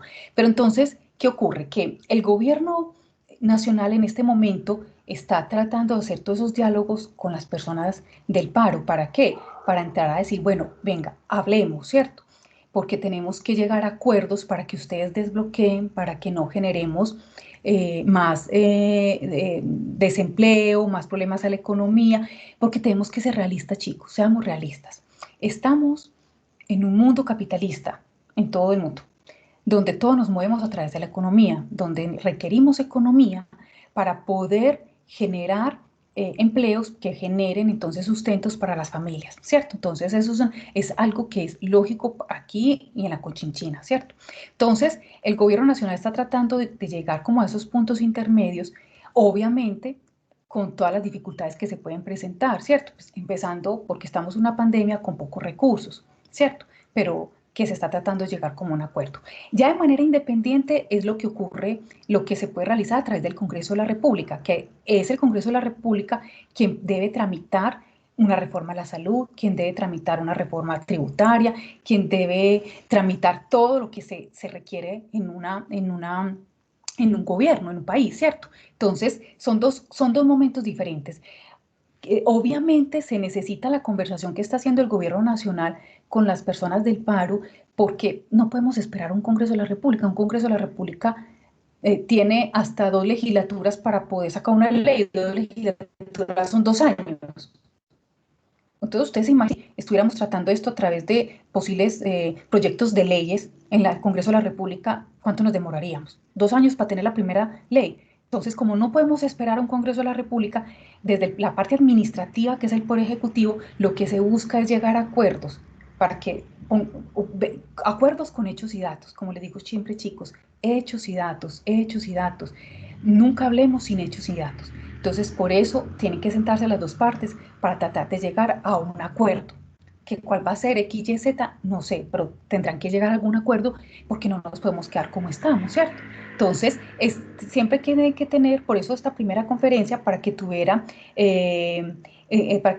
pues como la claridad en qué estamos actualmente, ¿cierto? Entonces, estamos obviamente en buscando esas posibles soluciones entre Poder Ejecutivo y personas que están dentro del paro, que estamos dentro del paro, y obviamente ya eso tendrá que tener unos resultados que se generarán en futuros proyectos de ley en el Congreso de la República. Esa sería como la respuesta. De pronto alguien más tiene otra pregunta. Veo por aquí la manito alzada de Santiago. Sí, Santiago Sí, Marín señor. García. Muy buenas noches, ¿cómo está? Hola, Santiago, bien.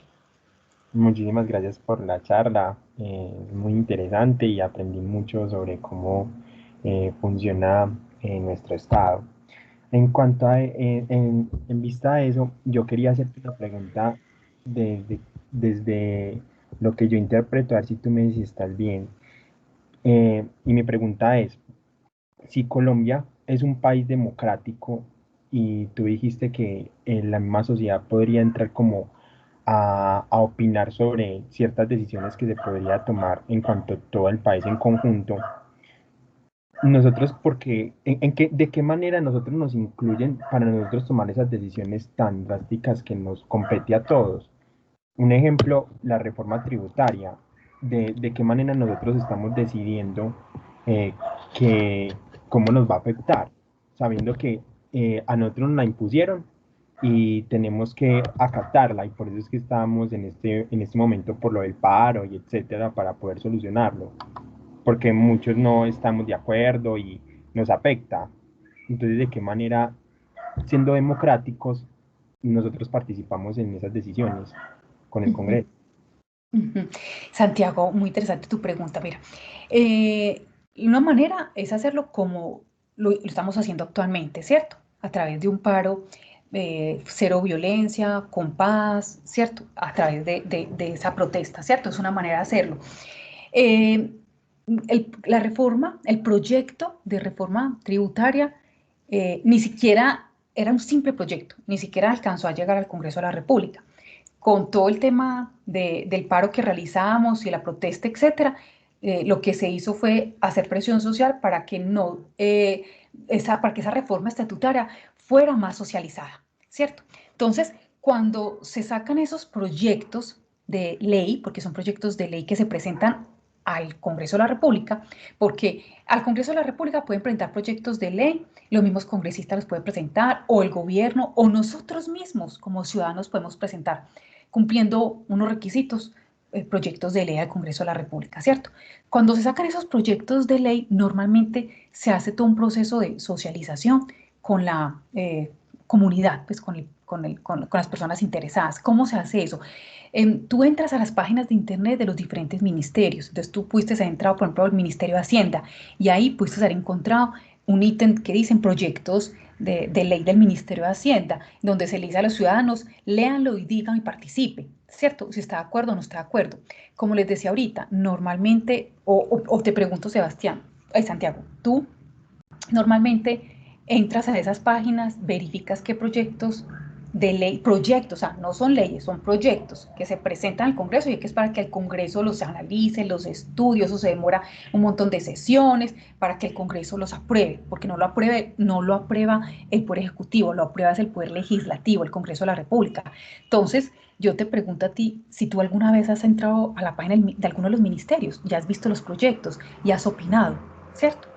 Entonces, No. esa es exactamente, Santi. Entonces, esa es una de las maneras. Ingresen a las páginas de los diferentes ministerios, verifique cuáles son los proyectos que ellos están proponiendo para presentar al Congreso de la República y ustedes pueden escribir y decir si están de acuerdo, si no están de acuerdo, etcétera. Pueden proponer un montón de cosas. Otra manera, cuando ya está en el Congreso de la República en trámite, también ustedes pueden llamar a la Secretaría del Congreso y decir, oiga, yo quiero hacer parte de esa, de la comisión, de la sesión tal donde van a debatir tal proyecto de ley, y uno puede ir y participar, a no ser de que sea un tema completamente, pues, top secret y no permitan el ingreso, pero uno puede ingresar, ¿cierto?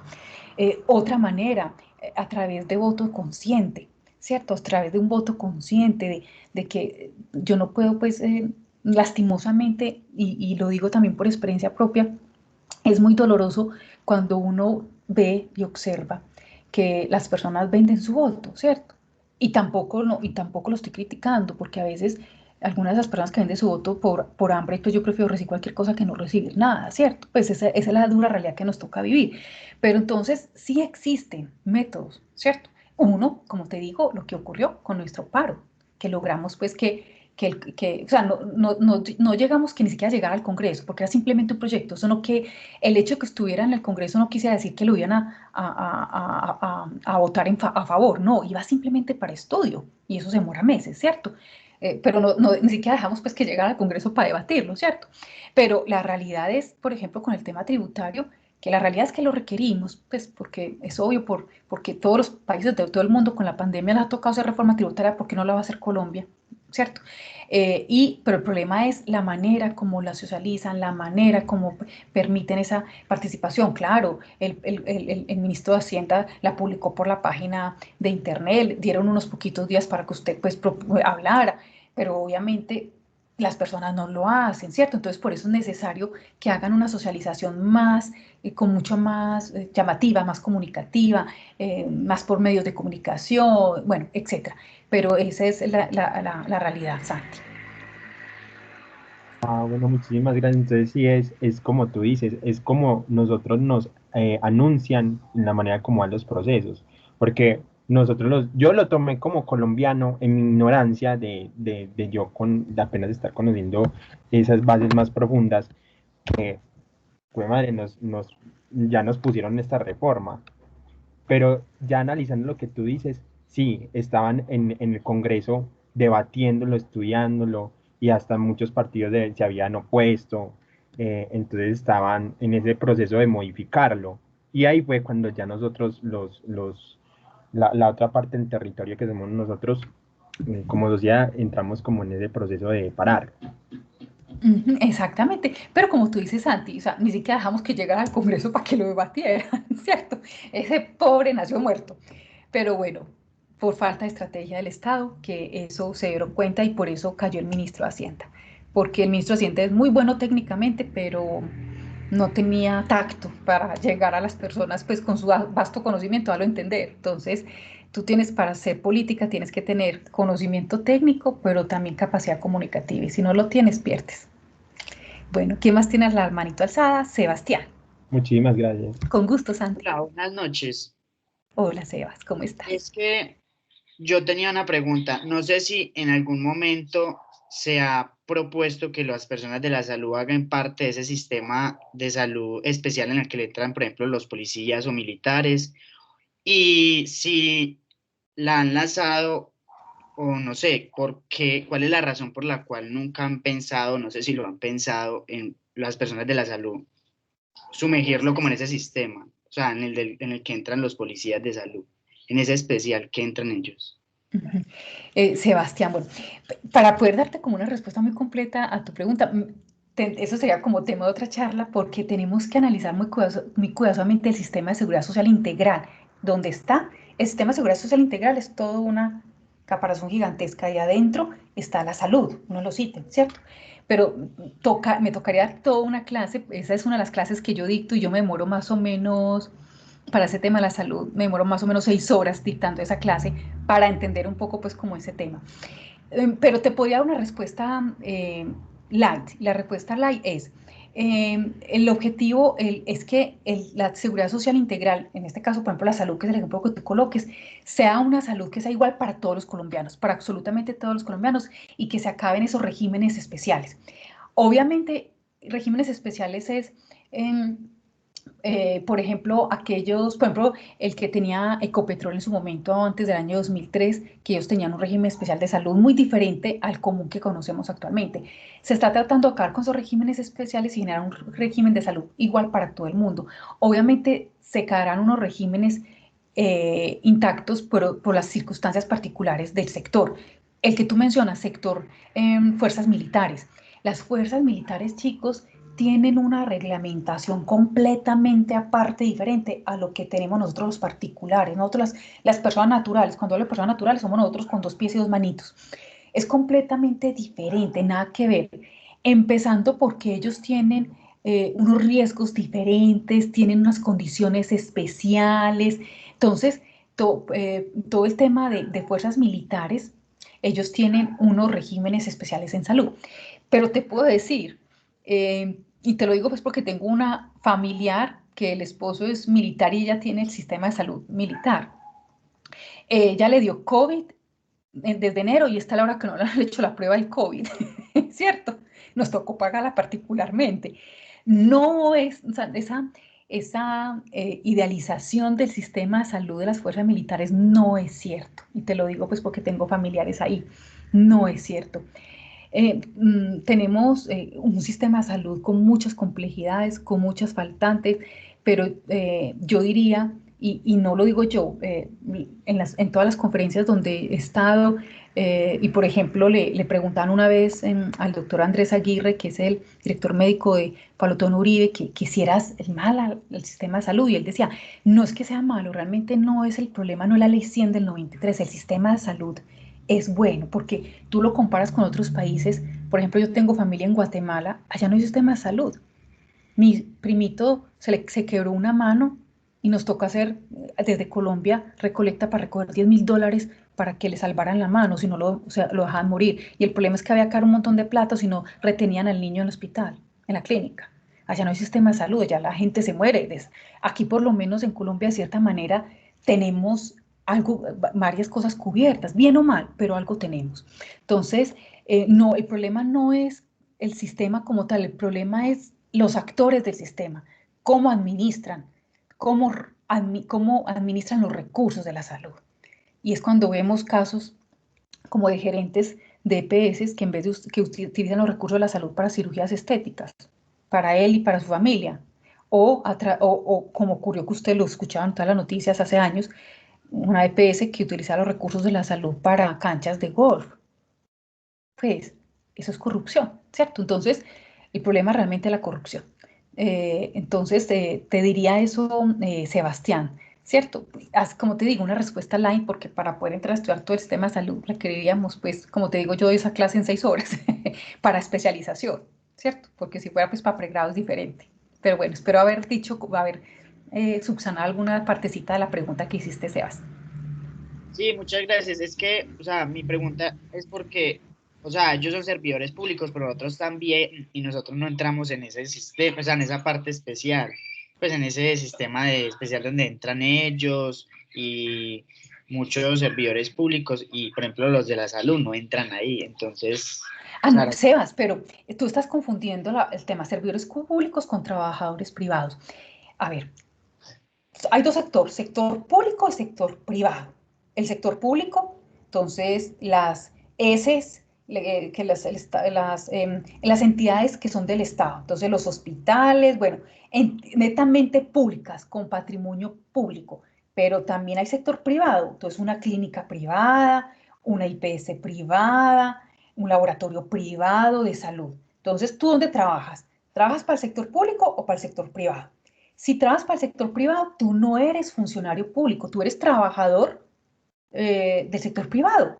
Nada que ver con funcionarios públicos, nada que ver. Son dos regímenes completamente diferentes, empezando porque los recursos vienen de lugares diferentes, ¿cierto? Mientras que en el sector privado a ti te pagan el salario porque la empresa es privada y genera ganancias para poderte pagar. En el sector público, por ejemplo, los jueces, ellos no generan ninguna actividad económica que les genere ingreso. Ellos se pagan con los impuestos de nosotros, ¿cierto? Entonces, por eso ellos son funcionarios públicos, porque se pagan de los impuestos de nosotros. Si tú estás en el sector privado, tú no te vas a ganar un salario con el impuesto que yo pago, no. Tú te vas a ganar un salario por lo que la empresa haga, venda y consiga utilidades. Entonces, Sebas, hay que tener muy claro eso. ¿Trabajas para el sector público o trabajas para el sector privado? Si trabajas para el sector público, entonces, por ejemplo, tú eres médico de la S de Envigado, del Manuel Uribe Ángel, eres funcionario público. Pero si tú eres médico de la clínica Las Vegas, eres trabajador privado. Nada que ver con el público. No sé, Sebas, bueno, eso es otro tema. Ya, yo lo entendí, sino que, por ejemplo, yo ya he trabajado en la salud. Por ejemplo, yo fui auxiliar y yo trabajaba, por ejemplo, en Bello, en el S de Bello, el del Marco Fidel.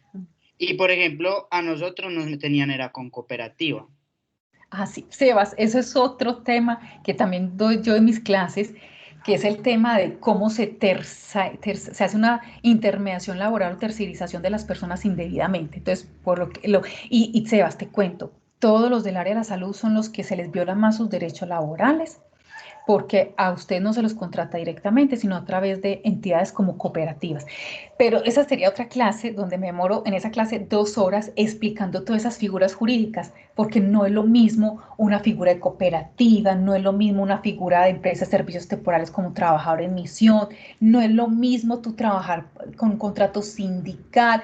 Bueno, eso, Sebas, es otro mundo y me tocaría pues quedarme aquí también horas aclarando esa inquietud, pero bueno, espero pues en otra oportunidad poderles hacer otra charla sobre eso. Muchas gracias. Listo, Sebas. Bueno, ¿quién más falta? José Alberto, tiene la manito alzada. Hola Natalia, gracias de nuevo por la charla del día de hoy, por todo este tiempo. Antes de la pregunta, quiero decir que estoy de acuerdo con tu comentario sobre la ley 100. Pienso que en el papel y la escrita está, me parece realmente que es perfecta en su escritura, es muy bonita. El problema está en la práctica, ¿no? Cuando estamos en la práctica nos damos cuenta que no es tan bonito como el papel y que no todo fluye como en el papel, entonces nos embolatamos un poco. Pero bueno, sí, eso es otro tema. Yo creo que si funcionara bien así como está, no tendríamos tantos líos. Pero bueno, mi pregunta es esta. Hace unos días salió la alcaldesa de Bogotá, Claudia López, cuestionando el actuar de los jóvenes en las marchas, pues que ella decía, se niegan a todo, no se niegan a aceptar la reforma tributaria, la reforma de la salud, todo tipo de reforma, los jóvenes se niegan. Entonces ella decía que los jóvenes no eran conscientes, pues, de que están rechazando algo de pronto sin conocerlo o generalizar. Entonces yo decía, bueno, Claudia López dice eso, si ella fue congresista, creo, ella debe saber algún mecanismo por el cual uno puede manifestarse de una forma en la que uno diga, no estoy de acuerdo con tal punto del proyecto de ley. Eso me imagino yo acá, pues, en mi idea. O, entonces la pregunta es, ¿realmente yo tengo forma de decir, de comunicar, mira, sabes que yo leí el proyecto, pero con el punto tal de la página tal, después de esta coma, no estoy de acuerdo? ¿O uno le toca esperar a que eso llegue al Congreso o qué? José, es parecida a tu pregunta que hizo Santi. Como les decía, a través de las páginas de los ministerios, ellos sacan a la ciudadanía en general los proyectos de ley que van a presentar al Congreso de la República y nos dan oportunidad de que todos los ciudadanos participemos y digamos si estamos de acuerdo, no estamos de acuerdo, que en esta parte no estamos de acuerdo, que tal cosa. Entonces, es desde ahí, ¿cierto? Entonces, como le preguntaba yo a Santi, bueno, tú has ingresado a las páginas de los diferentes ministerios en la parte de normatividad, proyectos de ley a presentar para que tú puedas escribir, ¿cierto? Desde ahí es que empieza. Desde ahí es que empieza José, ¿cierto? Entonces, la respuesta a tu inquietud sería la misma respuesta que le di a Santi, que tenemos que estar muy pendientes de las páginas de los diferentes ministerios para nosotros poder saber cuáles son los posibles proyectos que ellos quieren presentar y de esa manera desde ahí empezar a poner nuestra posición, ¿cierto? Entonces, lo que decía la alcaldesa tiene también, tiene sentido, ¿cierto? Porque lastimosamente no somos juiciosos entrando como a estas diferentes páginas y entrando a participar como en esos, dando a dar a conocer nuestros puntos de vista en esos proyectos, ¿cierto? Y también, pues, de cierta manera entiendo también a la alcaldesa, ¿cierto? Pues, ¿qué tiene que ver yo protestar pacíficamente con dañar el Transmilenio, que es creado con plata de nosotros mismos, con nuestros impuestos? Entonces, ella de cierta manera está pues como en una posición muy difícil y que me gusta que esté, porque una cosa es ser congresista y otra cosa es ser alcaldesa y tener la responsabilidad de todo, toda esa ciudadanía. Es muy diferente. Y ustedes en el discurso que ha dado Claudia López, escuchen los discursos cuando ella era congresista y escuchen sus discursos ahora como alcaldesa y se van a dar cuenta que ha tenido un cambio extraordinario, a un cambio radical, un cambio para mí positivo, donde se ha dado cuenta de muchas cosas, porque es que una cosa es estar en el Congreso, en el Poder Legislativo, y otra muy diferente está en el Poder Ejecutivo, que lastimosamente el Poder Ejecutivo es el primero que todos vemos. O sea, todos le echamos la culpa al Poder Ejecutivo, pero ¿qué pasa con el Legislativo? ¿Qué pasa con el Judicial, que están como escondiditos, ¿cierto? Entonces fue chévere pues como lo que le pasó a Clara López y bueno, pero la respuesta, José, a tu inquietud es la misma que le dije a Santi hace un momento. Listo, Natalia, muchísimas gracias. Con gusto, José. Diana Carolina y Julieta. Diana Carolina, cuéntanos. Bueno, primero que todo, Natalia, muchas gracias por tu charla. Y mi pregunta, bueno, yo no sé si eso será pregunta, yo creo que da para debate largo y tendido, pero si tú desde la experiencia como abogada que tienes una idea de cómo hacer nosotros desde... Hola, no ¿se te escucha? escuché. Hola, ¿no me escuchas? Sí, yo sí escucho. Debe ser el internet de Nati. Ok. Nati, hola.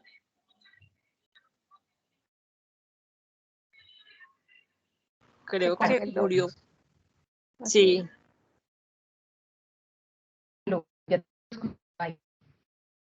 Ok, bueno, que es más un comentario, que si tú sabes cómo nosotros, o sea, está claro que digamos así, todo parte del Congreso, en el sentido de que ahí es donde se legisla lo que hay que hacer y el Ejecutivo es el que ejecuta, por eso se llama Ejecutivo, ejecuta lo que dice el Congreso. Entonces, ¿cómo hacer nosotros como ciudadanos el deber de que cuando se están violando lo que va en pro del pueblo, porque es que entendemos, o sea, yo ya tengo claro que necesitamos una reforma a la salud, es urgente, necesitamos una reforma tributaria porque no hay plata, pero ¿cómo hacer que esos mandatarios no vayan en pro beneficiar a los que más tienen, sino que beneficien al pueblo realmente, porque es que el problema es que ellos legislan, o lo que uno ve es que ellos legislan para montar sus empresas, apenas salen del poder, ya tengan su chuzo montado para ir a sacar más plata. Entonces, ¿cómo uno desde ese, yo no sé, digamos, yo entiendo que es desde el voto, entiendo que tenemos los espacios de participación, pero no veo cómo realmente un ciudadano de a pie, de nosotros, el común, vamos a lograr demostrar que esta gente legisle para el pueblo y no para sus benefactores que los tienen allá arribita, y cómo hacer para que ellos dejen de montar, porque eso es una forma de que, aunque no es ilegal, si es antiética, que legislen es para poder salir a seguir negociando y montar sus empresas. Entonces, yo veo ahí un vacío y un hueco que no se llena ni con participación, ni con marchas, ni con bloqueos, ni con nada.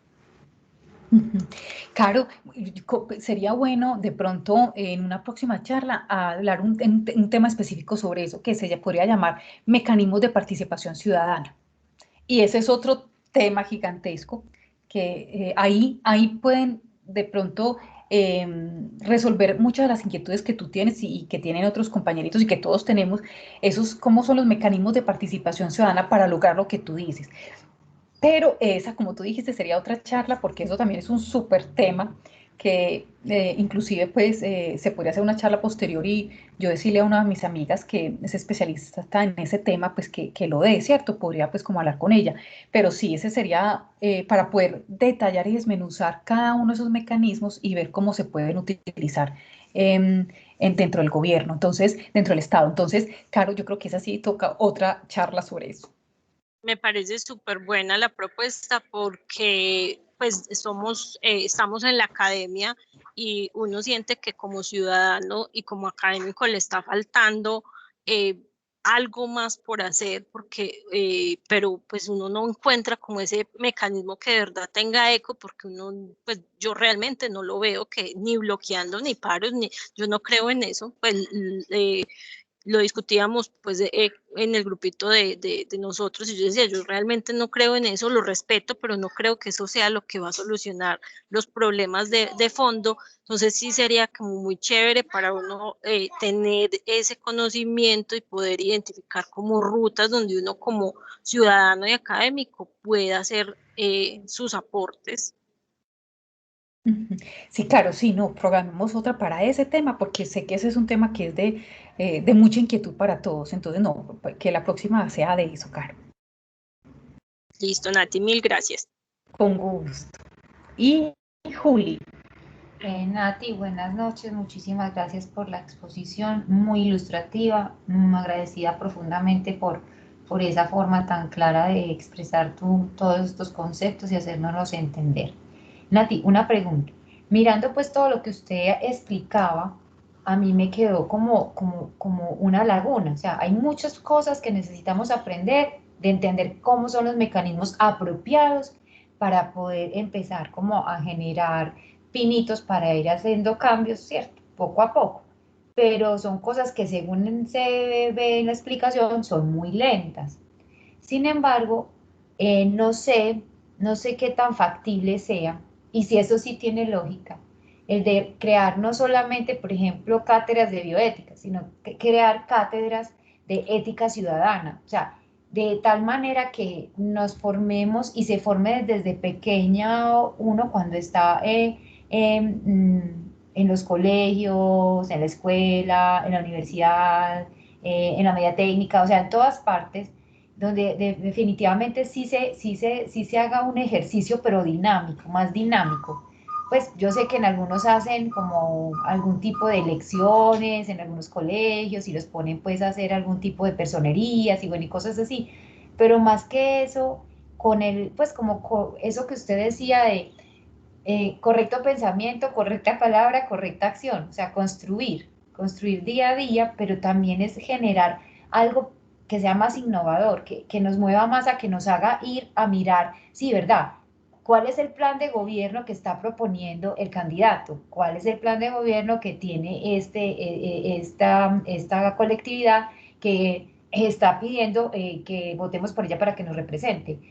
¿Cómo entender lo que ellos tienen plasmado en el papel? Porque a veces la forma en que escriben no es tan fácil ni entendible para nosotros. O sea, cómo generar esos espacios, cómo crear eso, por ejemplo, de forma más sistemática, porque es que yo veo que a veces arranca, para, y no queda como ese espacio más constante. ¿Eso es viable, es funcional, nos sirve para alguna cosa? ¿O cuál sería una opción para empezar a generar un cambio de conciencia también? Esa pregunta, Juli, es muy chévere, y esa pregunta ya es de una trascendencia filosófica, ya es un tema pues que tiene otra envergadura. ¿Por qué? Porque, a ver, se supone que de acuerdo con nuestra Constitución Política de Colombia, la familia es la institución básica de la sociedad, así lo dice el artículo 5º de nuestra Constitución Política de Colombia, la familia es la base de la sociedad. Entonces se supone que sería a través de la familia que se crearan estos ciudadanos de bien con todos estos valores, ética, ¿cierto? Inclusive dentro del trabajo de investigación que yo realicé para mi maestría, teníamos esa dicotomía a ver, ¿dónde es que requerimos nosotros esos cambios fundamentales, esos cambios trascendentales? Si es efectivamente a partir de la familia, si es efectivamente a partir de la educación, si es efectivamente a partir de la empresa. Por ejemplo, actores como Adela Cortina dice que es a partir de la empresa, que ya la base, la institución base de la sociedad no es la familia, sino la empresa. Y en mi trabajo de investigación saqué unas conclusiones muy interesantes sobre esa responsabilidad de la empresa frente a los trabajadores para crear crear un mejor país al final, ¿cierto? Ese cambio interior de la persona para reflejar el exterior. Entonces, definitivamente yo he pensado lo mismo que tú, o sea, se tiene que tener unos cambios radicales desde el ser, desde la concepción misma del ser humano, desde que nace, a través de las diferentes instituciones, familia, sociedad, Estado, instituciones universitarias, como estos espacios que no tan importantes, etcétera. Y hay un punto importante, y es que el tema de la ética debe ser, en muchas instituciones, especialmente las públicas, es obligatorio que los niños vean ética, pero ahí también está el tema de, bueno, cómo los educadores, los docentes estamos también llevando este conocimiento a los estudiantes. Entonces, pienso yo que no es solamente un cambio desde el punto de vista jurídico, sino que realmente es un cambio trascendental, filosófico, ético, un tema académico que tenemos que entrar pues como a analizar bueno, y espero pues yo con el trabajo de investigación que hice la maestría y poder hacer más trabajos de investigación sobre eso, porque es bastante interesante, porque la verdad sea dicha, tenemos que buscar otras maneras para generar cambios, porque lo que estamos haciendo lo hemos hecho durante décadas y nos falta todavía, entonces ahí tenemos que buscar otras maneras. Esa pues no tendría como una respuesta, Juli, para ti contundente, pero ese es como mi pensamiento, mi humilde pensamiento. Agradezco mucho, pero ¿sabes por qué hago esa pregunta? Y para cerrar, porque ya está tardecito. Fue porque mi esposo, a él gusta mucho de la literatura y la filosofía, y en una de las tantas discusiones que hemos tenido, me decía, es imposible que nosotros como sociedad no hayamos evolucionado. Todo ha evolucionado. La ingeniería, las ciencias médicas, las matemáticas, la filosofía, pero como especie, incluso me decía, algunas otras especies han tenido que evolucionar precisamente por la presión exagerada que nosotros como especie humana les hemos infligido, pero nosotros como especie no hemos evolucionado. Y él precisamente hablaba de ese aspecto que tocamos. Y ahí entonces retomar las ciencias sociales y retomar las ciencias humanas como la filosofía como una forma de vida. Cierro con eso. Gracias, tal cual. Bueno, ya son las 8:04, nos extendimos un poco, pero qué maravilla. Gracias a todos por su estar presentes, y muchas gracias a ti, Nati, por esta maravillosa charla y responder todas esas inquietudes. Muchas gracias por tu tiempo y esperemos que se siga repitiendo. Es con todo el amor, con todo el gusto, pues amo todos estos espacios, les mando un abrazo enorme y hasta que algún día nos podamos ver en persona para darles el abrazo físico. Feliz noche para todos. Hasta luego. Gracias, hasta luego. Chao, Gracias, feliz noche. chao.